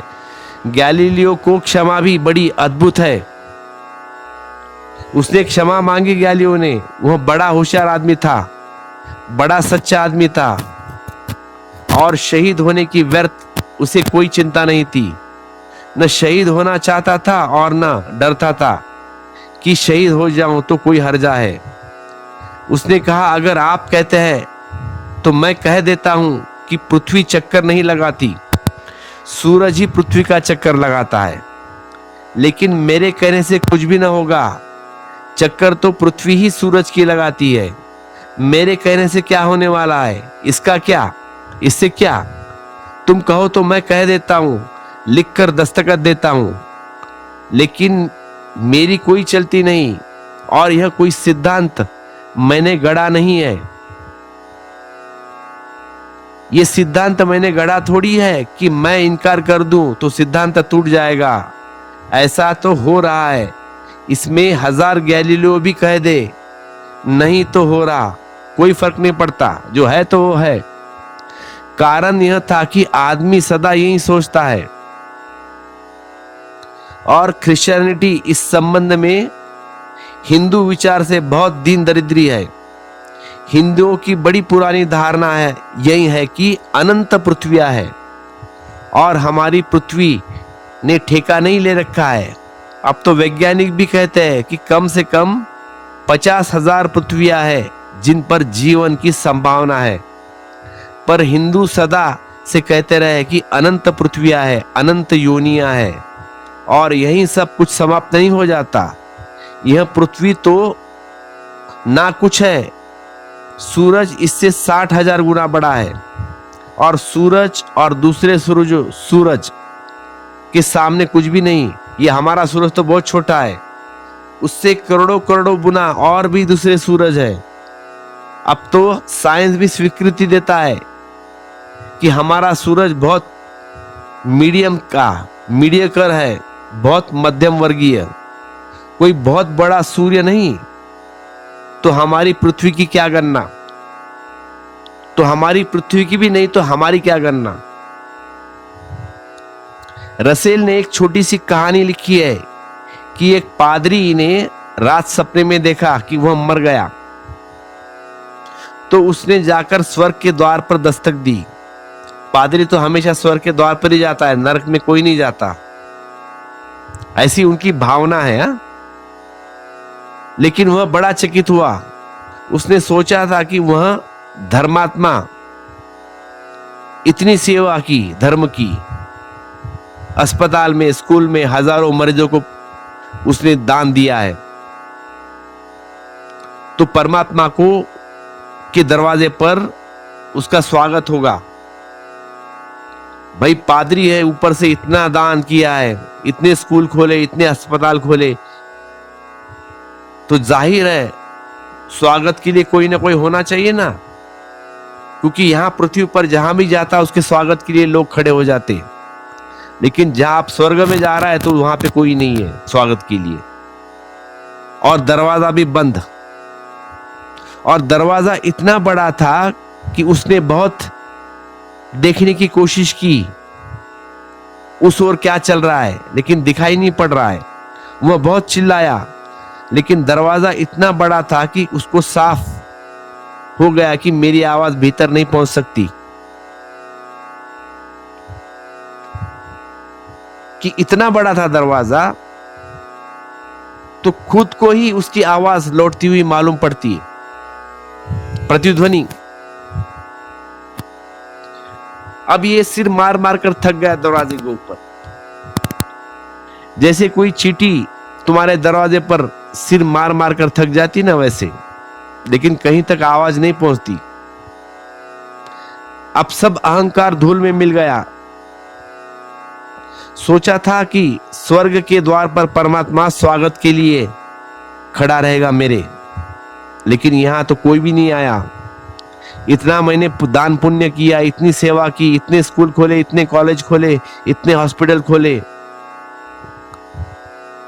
पूजा प्रार्थना की, हजारों लोगों को ईसाई बनाया, और इधर स्वर्ग में तो मुझे कोई पूछता ही नहीं, दरवाजा खोलता भी नहीं, ना स्वागत के लिए कोई नहीं। तो बामुश्किल अनंत वर्ष बीत जाने के बाद, तब तक तो वह भूल ही गया था, सिकुड़ा मुकड़ा हो गया था रहकर उस दरवाजे पर बैठ के। तो आखिर में स्वर्ग का दरवाजा खुल गया।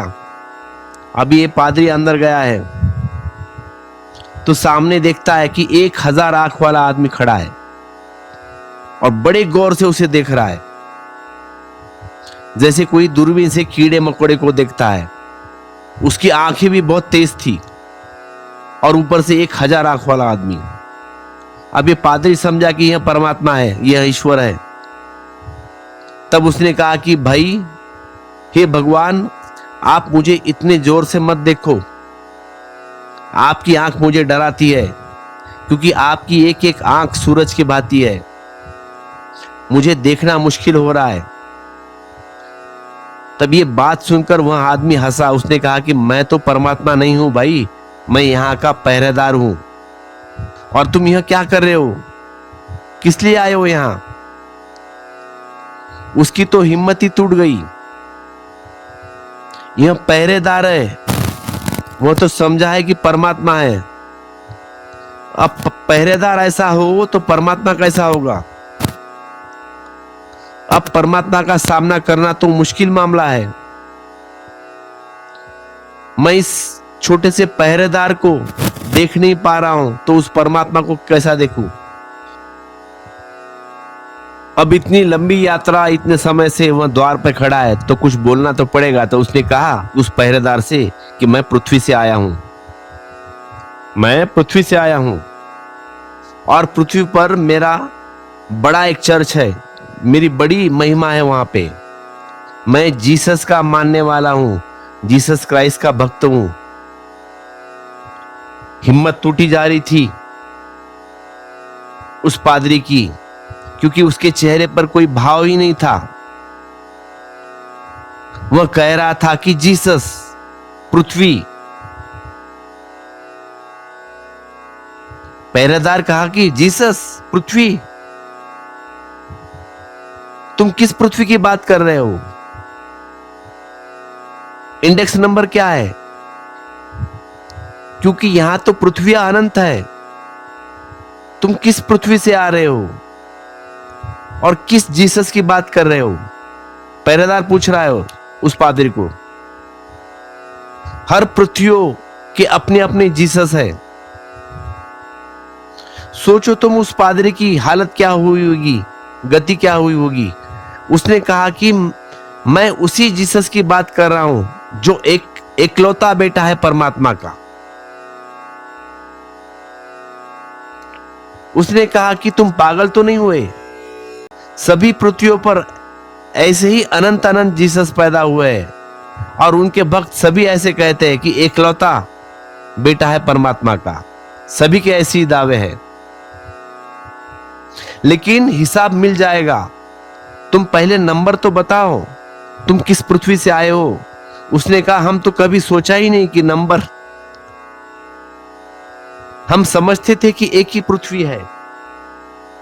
इसलिए मैंने पहले कहानी कही थी आपकी गैलीलियो की। तो तुम अपने सूरज का नंबर बताओ, तुम किसी सौर मंडल से आए हो, इंडेक्स नंबर बताओ, कोड नंबर। उसने कहा कि हम तो एक ही सूरज को जानते हैं। तब कहा कि बड़ी कठिनाइयां हो गई भाई, लेकिन तुम फिर रुको, खोजबीन करने से पता चल सकेगा। फिर कहते हैं अनंत काल बीत गए, वह आदमी लौट ही नहीं आया, क्योंकि खोजबीन कोई छोटी नहीं। वह पता लगाएगा कि कहां कहां से आया है, कि जाएगा चेक करने के लिए किसी कंप्यूटर के पास, किसी लाइब्रेरियन में, इंडेक्स नंबर खोजने के लिए कि ये कहां से है, किस सौर मंडल से है। कुछ भी पता नहीं चला। यह आदमी आया है, पर इसकी आशा तो धूलिम हो गई। अब यहां कुछ प्रवेश वगैरह, स्वागत, बैंड बाजा, जो उसको सब सोच रखा था उसने, और परमात्मा ने तो बिल्कुल बगल में बिठाऊंगा, ऐसा सोच के आया था उस स्वर्ग पे द्वार पर। यहां आने के बाद तो सब उल्टा हो गया। अब ये घबरा गया और पसीना छूटने लगा उससे, उसकी नींद खुल गई। सपना था वह, पर उस दिन के बाद उसकी हिम्मत टूट गई और यह सपना सच है। इसी सपने की सच्चाई की बात नानक जी करते हैं। नानक कहते हैं कितने पवन, कितने पानी, कितनी अग्नियां, कितने उनके देवता, कितने कृष्ण, कितने महेश। अगर नानक से पूछे तो उस पादरी ने, तो वह कहते कितने जीसस, कितने कृष्ण, कितने महेश, कितने ब्रह्म, कितनी रचना, कितने रंग, कितने रूप, कितने कर्म भूमियां, कितने सुमेर पर्वत, कितने ध्रुव, कितने उपदेश, कितने चंद्र, कितने सूर्य, कितने इंद्र, कितने मंडल, कितने देश, कितने सिद्ध, कितने बुद्ध, कितने नाथ, कितनी देवियां, कितनी वेश, कितने देवता, कितने दानव, कितने मुनि, कितने रत्न, कितने समुद्र, कितनी योनियां, कितनी ही वानियां, कितने बादशाह, कितने सम्राट, कितनी श्रुतियां, कितने ही सेवक। नानक कहते हैं इसका कोई अंत नहीं, अंत नहीं, अंत नहीं। केतिया सुरति सेवत केतु नानक, अंतु न अंतु। नानक सिर्फ अपने विस्मय को प्रकट कर रहे हैं। इसी विस्मय में लज्जा पैदा होगी, दाव मिट जाएगा, दावे मिट जाएगी। क्या दावा? बड़ी प्राचीन घटना है। एक अमीर आदमी, बहुत अमीर आदमी, यूनान का सबसे बड़ा अमीर, सुकरात से मिलने आया है। स्वाभाविक है, अमीर है तो अकड़ रहनी ही वाली है। जिनके पास कुछ नहीं होता वे अकड़ते हैं, और जिनके पास बहुत कुछ होता है तो वो अकड़ने वाले ही है। एथेंस का वह सबसे बड़ा अमीर था, करोड़पति, आया है मिलने सुकरात से, लेकिन सुकरात ने कुछ ध्यान ही नहीं दिया उसके ऊपर। तो उसने कहा कि जानते हो मैं कौन हूं, हु आई एम। तो सुकरात ने कहा कि बैठो, समझने की कोशिश करो। सुकरात ने सारी दुनिया का नक्शा उसके सामने रख दिया और उस अमीर को कहा कि एथेंस कहाँ है इसमें। तो एथेंस तो एक बिंदु है दुनिया के नक्शे पर। ऑब्वियसली जब सारा वर्ल्ड का नक्शा सामने रखा जाए और आपको कहा जाए कि आपकी सिटी कहाँ है, तो वो छोटा सा बिंदु रहेगा और उसमें फिर आपका घर किधर है, तो फिर और छोटा होगा ना। तो रख दिया सामने नक्शा और कहा कि बता एथेंस कहाँ है। तो एथेंस तो एक बिंदु है एक दुनिया के नक्शे पर। अमीर ने खोजबीन करके एथेंस की बिंदु पर उंगली रख दी कि यहां है एथेंस। इस एथेंस में तुम्हारा महल किधर है? सुकरात ने पूछा है सवाल उसको। अब एथेंस तो वह बिंदु था, उसमें महल कहां से बताया अब वो आदमी? उसने कहा इसमें कहां महल बताओ मैं आप। तब सुकरात ने कहा इस महल में तुम कहां हो? दूसरा प्रश्न पूछा है और यह नक्शा केवल पृथ्वी का है। अनंत अनंत पृथ्वी है, अनंत सूर्य है, तुम हो कौन? Who are you? कहते हैं जब वह जाने लगा तो सुकरात ने वह नक्शा उसे भेंट कर दिया और इसे सदा अपने पास रखो ऐसा कहा। और जब भी अकड़ पकड़ ले कि मैं कौन हूं तो ये नक्शा खोलकर देख लेना, कहां है एथेंस, कहां है तुम्हारा महल और कहां हो तुम, अपने से पूछ लेना।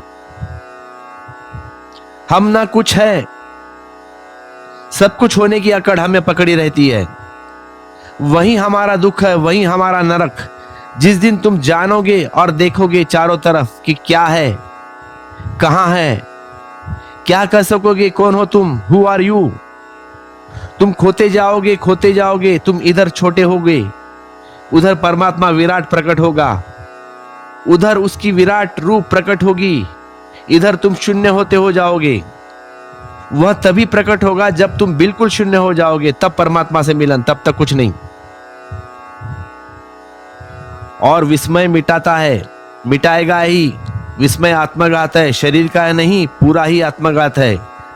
पूरी अस्मिता की मृत्यु हो जाती है तुम्हारा मैं मर गया। इसीलिए तुम उत्तर चाहते हो और ज्ञानी तुम्हें उत्तर नहीं देते, ज्ञानी तुम्हें प्रश्न देते हैं। और ज्ञानी तुम्हें ऐसे प्रश्न देते हैं जिनका उत्तर हो ही नहीं सकता, ताकि तुम्हारी अकड़ ना उठ सके। थोड़ा जाग कर, आंखों की धूल जाग कर, झाड़ कर थोड़ा देखो चारों तरफ, क्या उत्तर आदमी के पास है? विज्ञान ने इतने उत्तर खोजे हैं, लेकिन कौन सा उत्तर है? कोई उत्तर नहीं। सब उत्तर प्रश्नों को एक कदम और पीछे हटा देते हैं और कुछ भी नहीं होता। एक बच्चे ने पूछा है D.H. लॉरेंसो से बगीचे में घूमते वक्त, Why this tree are green? ये वृक्ष हरे क्यों हैं? D.H. लॉरेंसो को उत्तर नहीं पता था। ऐसा नहीं, उत्तर साधारण है। विज्ञान से पूछो तो वह कहता है क्लोरोफिल के कारण हरे है। लेकिन यह कोई उत्तर है? सवाल तो वहीं खड़ा है। पूछा जा सकता है कि क्लोरोफिल क्यों है वृक्ष में, क्या जरूरत है क्लोरोफिल की, कौन वहां होना है? तुम जो भी उत्तर दोगे प्रश्न उसके पीछे हट जाएंगे, कुछ फर्क नहीं पड़ता। D.H. लॉरेंसो निश्चित ही बहुत बुद्धिमान आदमी था। नानक से उसकी बैठ जाती। उसने कहा कि अगर तुम सही उत्तर चाहते हो तो tree are green because they are green. वृक्ष हरे है क्योंकि हरे है। ज्यादा बकवास में मत पड़ना। यह एक कवि का उत्तर है, यह एक ऋषि का उत्तर है, जो तुम्हारे विस्मय को नष्ट नहीं करता, सिर्फ विस्मय को बढ़ाता है। यह कोई उत्तर है? यह उत्तर तो है ही नहीं। लॉरेंस यह कह रहा है कि मैं खुद ही विस्मय विमुग्ध हूं कि ये हरे क्यों है। इतना ही कहा जा सकता है कि हरे है क्योंकि हरे है, और ज्यादा क्या कहे उसमें, और कोई उपाय भी ना जानने का कि हरे क्यों है। और जिस दिन तुम उत्तर की खोज छोड़ दोगे, क्योंकि उस उत्तर की खोज सिर्फ प्रश्न को पीछे हटाती है, इसीलिए तो दर्शन शास्त्र कहीं भी नहीं पहुंच पाता। पूछा जाता है, उत्तर खोजा जाता है, हर उत्तर नया प्रश्न खड़ा कर देता है। बर्नार्ड रसेल ने लिखा है कि जब मैं बच्चा था तो मैं विश्वविद्यालय में पढ़ने गया तो मैंने दर्शन शास्त्र फिलॉसफी चुनी, सिर्फ इसीलिए ताकि मुझे जीवन के सभी प्रश्नों का उत्तर मिलना था या मिल जाए। मेरी क्यूरियोसिटी थी कि जीवन के सारे प्रश्नों का उत्तर मुझे मिले, इसलिए मैंने फिलॉसफी चुनी। और मरते वक्त इतना ही कह सकता हूं कि उत्तर तो मुझे एक ना मिला, प्रश्न मुझे 1000 गुना मिले। तो एक तो दर्शन शास्त्री है, वह उत्तर की खोज में जाता है, हर उत्तर नए प्रश्न खड़े करते हैं। उनमें जो बहुत कमजोर होते हैं वे यात्रा रोक देते हैं, उत्तर को पकड़कर बैठ जाते हैं। जो सच में हिम्मतवार है वे आखिर तक पीछा करते हैं। और अगर कोई भी व्यक्ति दर्शन शास्त्र में अंत तक पीछे जाए तो एक दिन उसे यह भूल दिखाई पड़ जाएगी कि यह यात्रा व्यर्थ है, और तभी धर्म का जन्म होगा और तभी रहस्य पकड़ता है। यह नानक रहस्य अभिभूत होकर कह रहे हैं कि इसका कोई अंत नहीं। तो नानक कहते हैं इसका अंत ही नहीं, इसका अंत नहीं। ज्ञान खंड मही गु आनु प्रचंड, ज्ञान खंड मही गु आनु प्रचंड, तिथे नाद विनोद को आनंदु। सरम खंड की वाणी रूपी तिथे आघाड़ी, तिथे आघड़ती घड़िए बहुत अनुपी। ताकिया गल कदिया ना जाही, जे को कहे पीछे पुछताई। तिथे घड़िए सुरती मति मनी बुद्धि, तिथे घड़िए सुरती सीधी की सूधी। ज्ञान के जगत में जागरण प्रचंड है, गिनाए खंड मही गुआनु प्रचंड। वह जो ज्ञान का आयाम है वह होश जागरण की प्रचंड है, उस बहुमूल्य उत्तर का नहीं, शास्त्र का नहीं, सिद्धांत का नहीं, होश का। ज्ञान का अर्थ ही होश है, ज्ञान का अर्थ शास्त्र ज्ञान नहीं, सूचनाएं नहीं, शब्द नहीं, ज्ञान का अर्थ है होश। ज्ञान के खंड में ज्ञान की प्रचंडता है, वह नाद है, विनोद है, कौतुक है, आनंद है। शास्त्र की तो बात ही नहीं उठाते, सिद्धांत की तो बात ही नहीं वे कहते, वह उत्तर नहीं है, क्योंकि है वह नाद है। नाद एक अनुभव है। जैसे तुम जागते हो, जैसे सुबह तुम सोए थे गहरे निद्रा में, पक्षी गीत गाते रहे हैं और तुम सुनाई न पड़े तुम्हें सोने के कारण, और फिर तुम जागने लगे, नींद टूटने लगी और होश आने लगा और तुमने करवट बदली। आंख अभी भी बंद है लेकिन पक्षियों के गीत सुनाई पड़ने लगे। सुबह की ताजी हवाएं में ताजी हवाएं छूने लगी, चारों तरफ जो नाद है वह तुम्हें स्मरण आने लगे। जैसे तुम जागोगे वैसे अस्तित्व का एक नाद है जो तुम्हें दिखाई पड़ेगा। ठीक ऐसे ही एक और सुबह है और एक जागरण है। अभी तो तुम्हारा सारा जीवन सोया हुआ है, अभी तो तुम नींद में चल रहे हो, अभी तो तुम जो भी कर रहे हो वह बेहोशी है। लड़ रहे हो बेहोशी में, प्रेम कर रहे हो बेहोशी में, मिलन जुदाई सब बेहोशी में है। ऐसा हुआ, एक गांव के अखबार के संपादक ने शराबियों के खिलाफ एक लेख लिखा दिया, पेपर में आपने लिख दिया।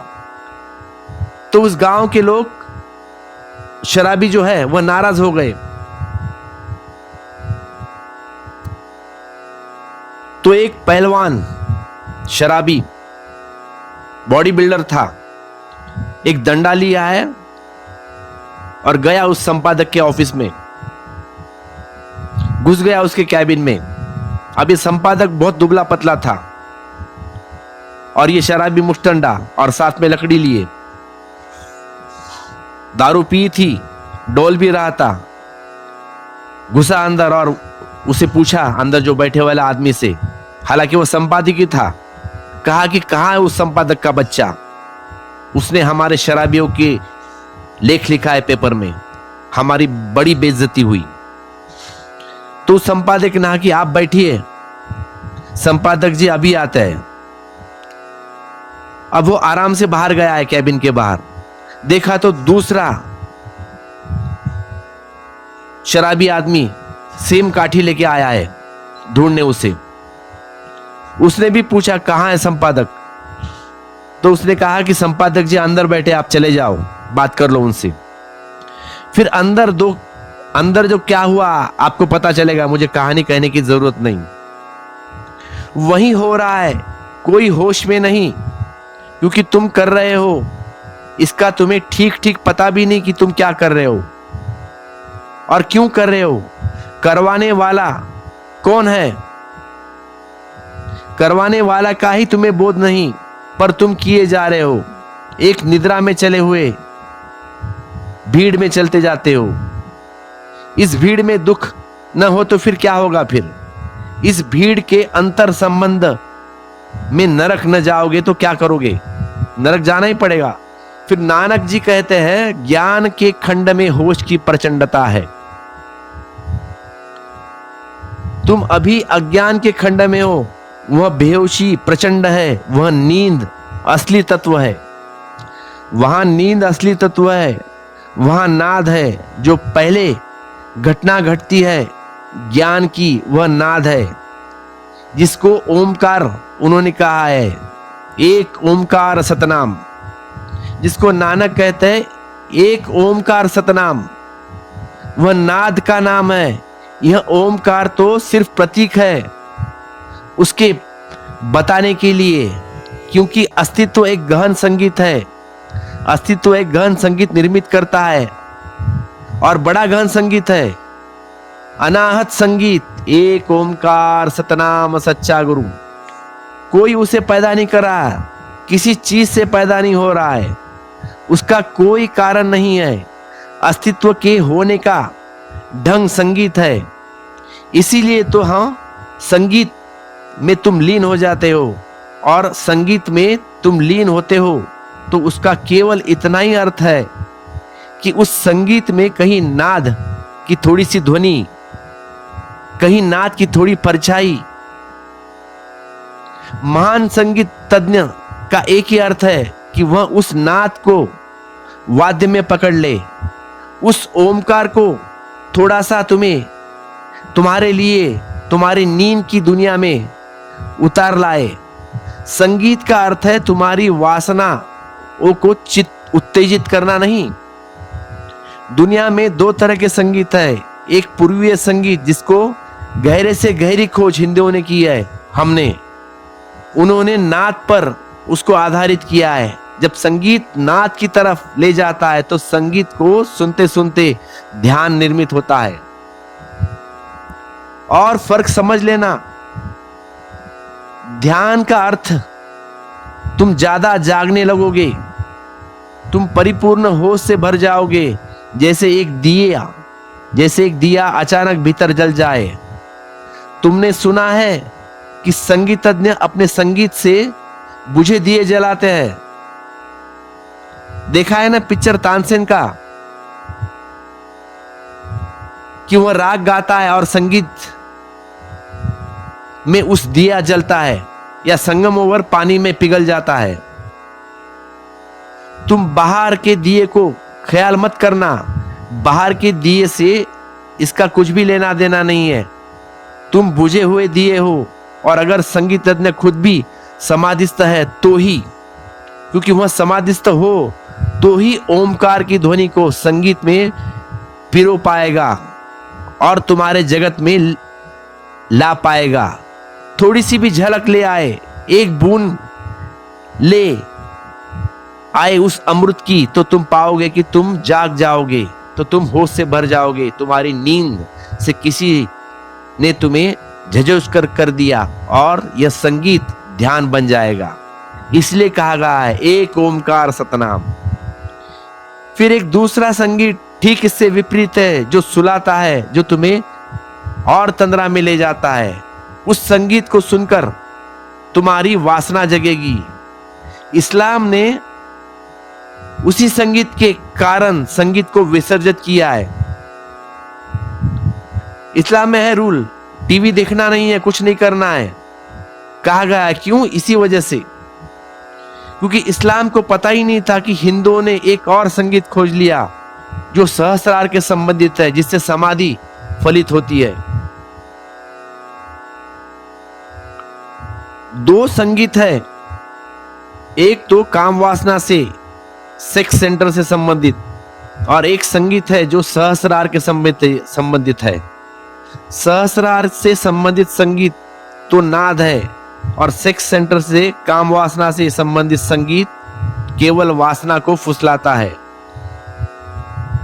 तो इस्लाम को वह पता था, जहां इस्लाम पैदा हुआ वह एक संगीत का बोध था कि संगीत लोगों को वासना में ले जाता है, काम वासना में ले जाता है, राग रंग में ले जाता है। इसीलिए इस्लाम ने बिल्कुल इनकार कर दिया संगीत को कि नहीं, संगीत सुनना नहीं, ने बजाना नहीं, ना मस्जिद के सामने बैंड बाजा बजाना है।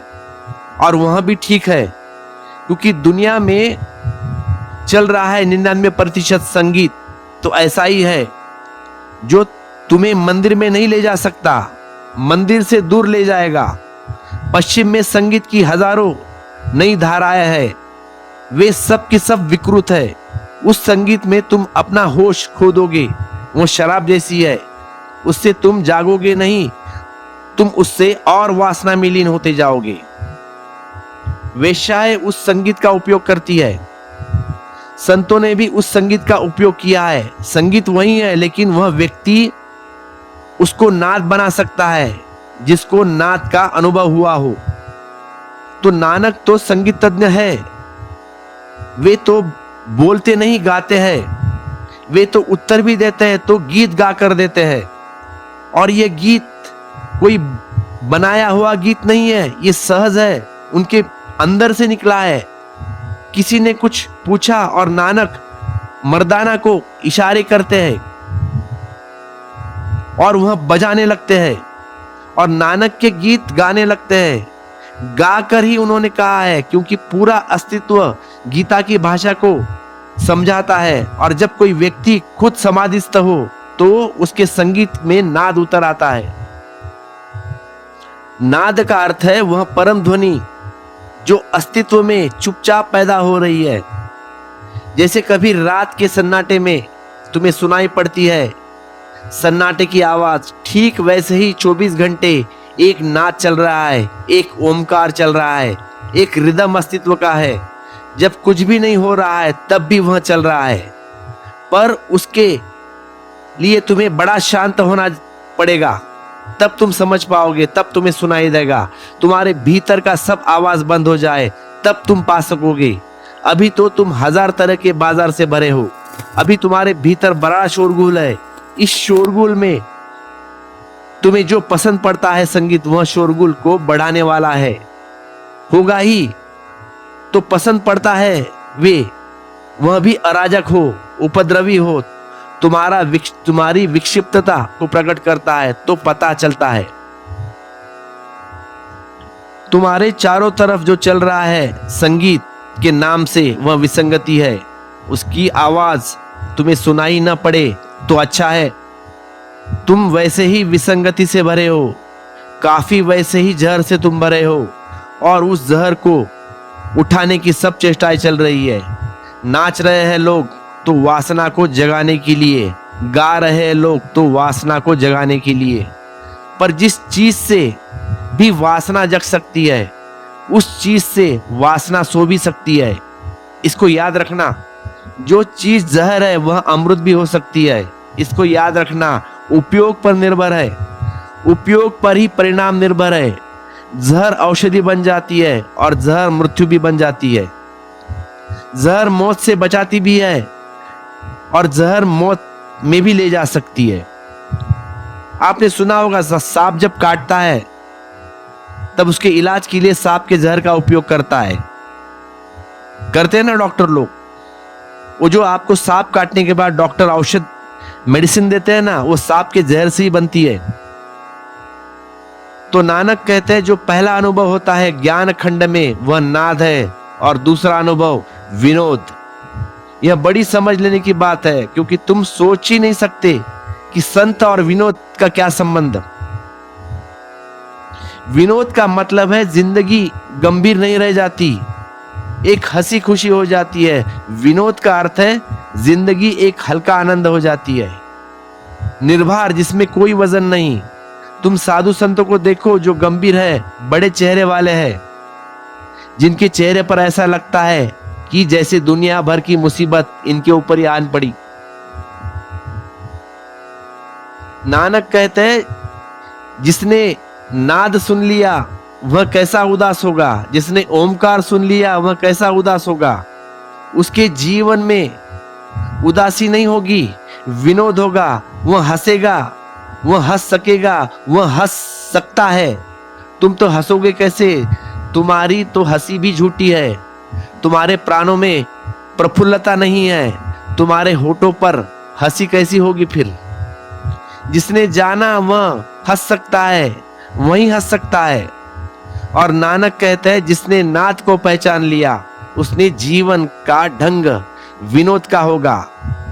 उसके जीवन में तुम गंभीरता ना पाओगे, प्रामाणिकता पाओगे, गंभीर ना पाओगे। उसके जीवन में तुम हंसी और खुशी पाओगे, उदासी ना पाओगे। उसकी आंख में कालिमा ना होगी, उसकी आंख में एक उत्सव होगा। तीसरी चीज है कौतुक। उसके जीवन में विस्मय होगा, उत्तर नहीं। उत्तर वह जानता नहीं जो उत्तर दूसरे भी जानते हैं, वह भी उसके लिए उत्तर न रहे। उसका कौतुक जग गया, वह आश्चर्य से भर गया या भरा है। वह छोटे बच्चे की भांति पुलकता है, हर चीज रहस्य बताती है। वह जहां भी देखता है पाता है अनंत रहस्य है। कहीं कोई उत्तर नहीं है, कहीं भी उत्तर मिल जाए अहंकार को पैर रखने की जगह मिल गई। और जब कहीं भी कोई उत्तर नहीं मिलता तो अहंकार अपने आप विसर्जित हो जाता है, जगह न बची खड़े होने की। रहस्य है, रहस्य का अर्थ हुआ कि तुम्हारे हाथ के भीतर, तुम्हारी मुट्ठी के भीतर कुछ भी नहीं आ सकता है। हाँ, तुम चाहो तो रहस्य के भीतर जा सकते हो। रहस्य को तुम मुट्ठी में कब्जा नहीं कर सकते, तुम्हारे तिजोरी में बंद नहीं कर सकते, शास्त्र में कैद नहीं कर सकते। रहस्य मुट्ठी में नहीं आता, उस पर कोई नियंत्रण नहीं हो सकता। हाँ, तुम चाहो तो उसमें जा सकते हो, जैसे कोई सागर में उतर जाए ऐसा कोई रहस्य में उतर सकता है, लेकिन मुट्ठी में बंद नहीं होता रहस्य। रहस्य आकाश जैसा है। तो नानक कहते हैं पहला तो नाद, विनोद, कौतुक और आनंद। विनोद आनंद की तरह है और आनंद विनोद की गहराइयां है। विनोद सतह है, जैसे लहरें उठती है सागर में, और आनंद सागर की गहराई में है। मुस्कुराहट, प्रसन्नता और उस आनंद की पुलके है जो तुम्हारे ओठों तक आ जाती है।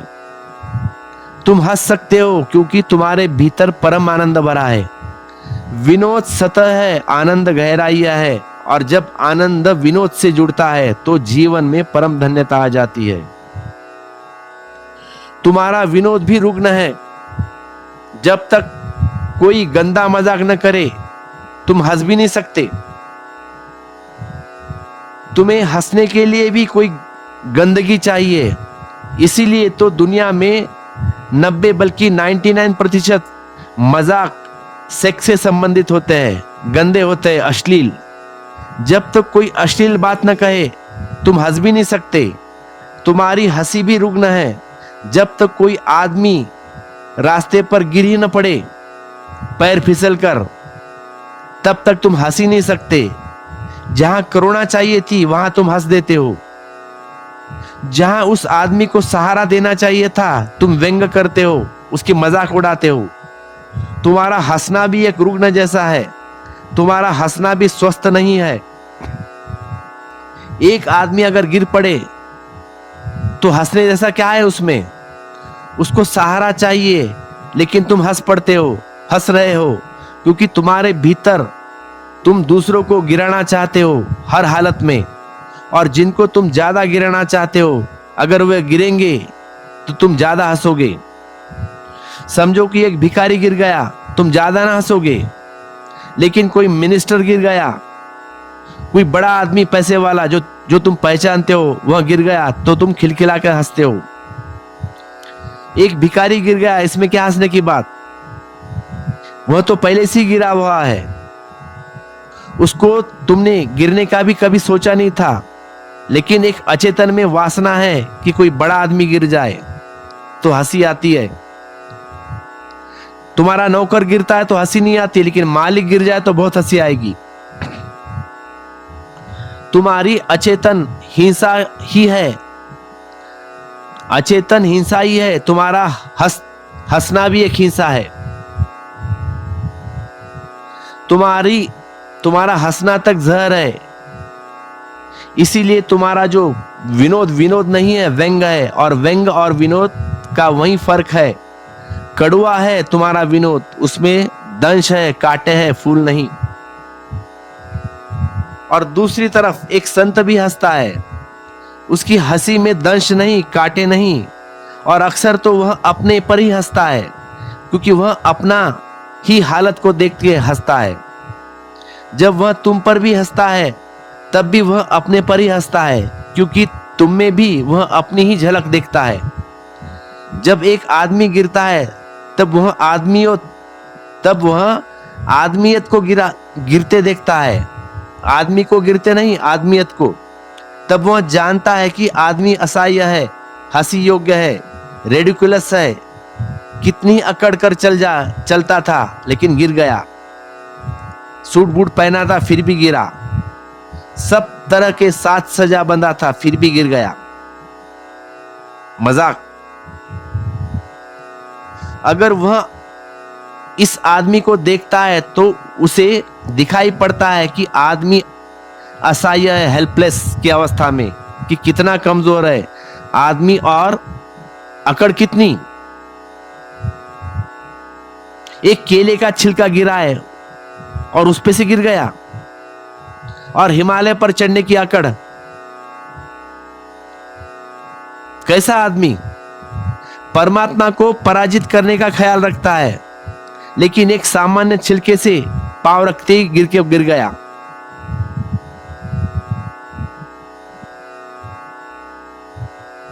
तो एक आदमी गिरा है और दूसरा हंसता है, तो वह उस मनुष्यता की असहाय अवस्था पर हंसता है, अपनी असहाय अवस्था पर हंसता है, लज्जा से, लेकिन किसी की निंदा से, किसी को गिरने के भाव से नहीं।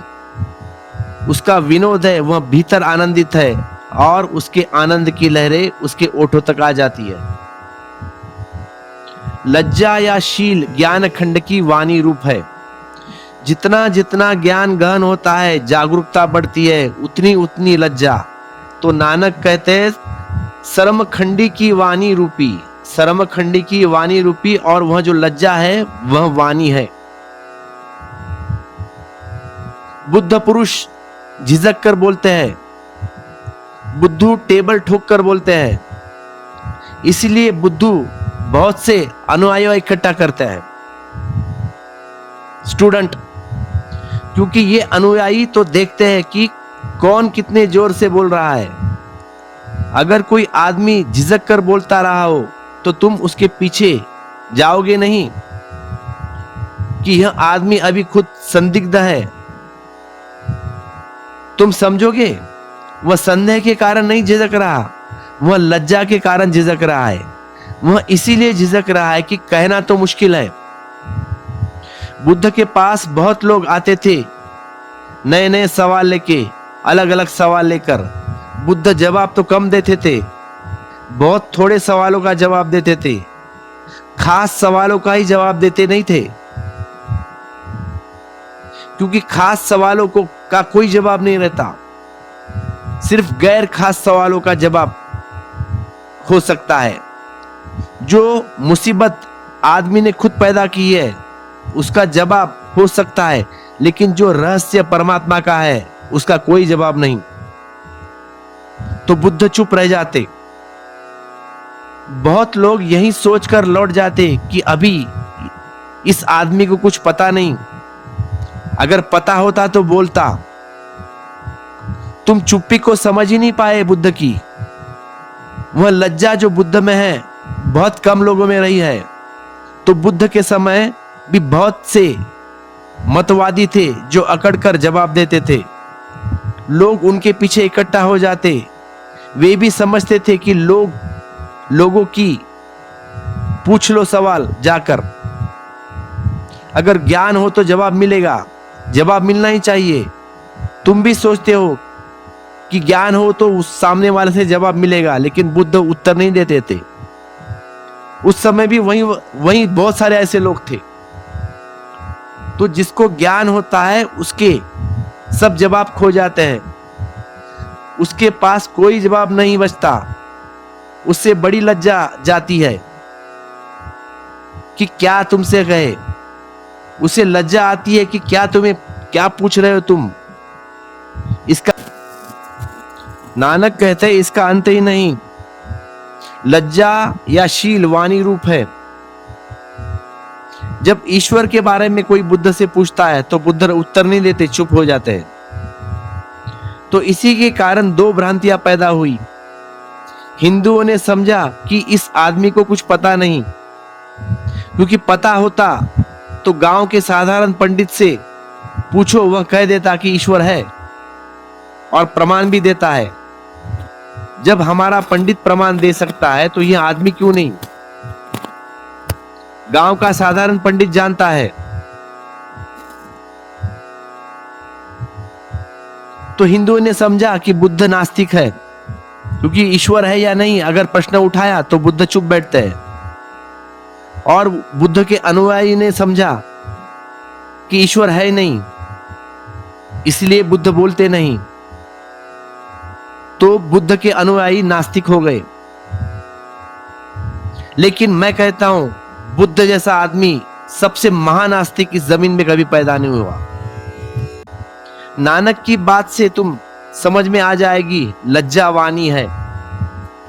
जब तुम पूछते हो ईश्वर है तो बुद्ध चुप रह जाते हैं। चुप रह जाते हैं कि कैसे कहे, किस मुंह से कहे, कौन कहे रहस्य इतनी बड़ा, ये कहा नहीं जा सकता। बुद्ध चुप रहकर कुछ कह रहे हैं और तुम समझ नहीं पाते हो। वह मौन से बोल रहे हैं परमात्मा के संबंध में, लेकिन तुम्हारी उतनी कैपेसिटी कहां मौन से सुनने के लिए। या तुम जो भी समझ पा रहे हो वह गलत है। तो नानक कहते हैं उसमें जो रचना होती है वह अत्यंत अनूप है। अनूप उस लज्जा में जो बोध की नई नई रचनाएं होती है, नई नई तरंगे आती है, वे अनूप है, अत्यंत अनूठी है।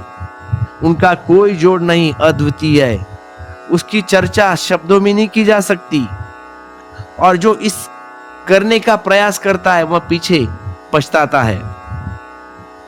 क्योंकि पछताता है जो प्रयास करता है, क्योंकि जैसे ही शब्द में कोई बात बोली जाती है वैसे ही लगता है कि जो कहना था वह कहा नहीं गया, यह तो कुछ और ही हो गया। जो कहना था तो पीछे छूट गया। और जब वह सुनने वाले की आंख को देखता है तब उसे लगता है कि जो कहना था वह उस तक पहुंचा ही नहीं।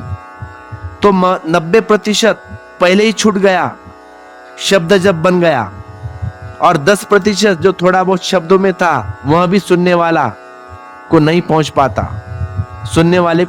पाता। उसने कुछ और ही सुन लिया। तुमने कुछ और कहा और दूसरों ने कुछ और सुन लिया सुनने वाले ने। तो बुद्ध कुछ और ही कहते थे और अज्ञानी कुछ और सुन लेते थे।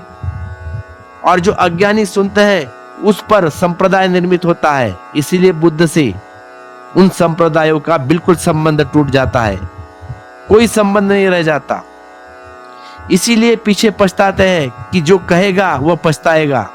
इसलिए जिन्होंने कहा है, जिन्होंने कहने की कोशिश की है, उन्होंने भी भीतर निरंतर साथ में यह कहा है कि शब्दों को मत पकड़ लेना। अब नानक ने यही कहा है, अब वे पछता रहे होंगे सिक्कों को देखेंगे पछताएंगे। यह कभी सोचा भी नहीं होगा कि यह जमात खड़ी होगी। बुद्ध पछताते रहे होंगे जो बौद्ध की जमात खड़ी हो गई। यह कभी सोचा भी नहीं होगा, महावीर भी पछताते होंगे। ये लोग सब मोक्ष में मिलते होंगे और अपना अपना रोना रोते होंगे। रोएंगे ही, क्योंकि सुनकर वह बात समझ नहीं जा सकती। सुनने वाला शब्द पकड़ लेता है, फिर शब्द को ढोता है, फिर शब्द के आसपास संप्रदाय खड़े होते हैं, फिर वह संप्रदाय चलता है हजारों साल तक, और हजारों तरह की भूलें उस संप्रदाय के कारण पैदा होती है, और हजारों तरह की विकृतियां उस जमीन पर एक घाव की तरह छूट जाती है। मनुष्य की चेतना पर एक बीमारी की तरह। जो ऐसे कहने का प्रयास करता है वह पीछे पछताता है। वह स्मृति, मति, मन और बुद्धि की रचना होती है।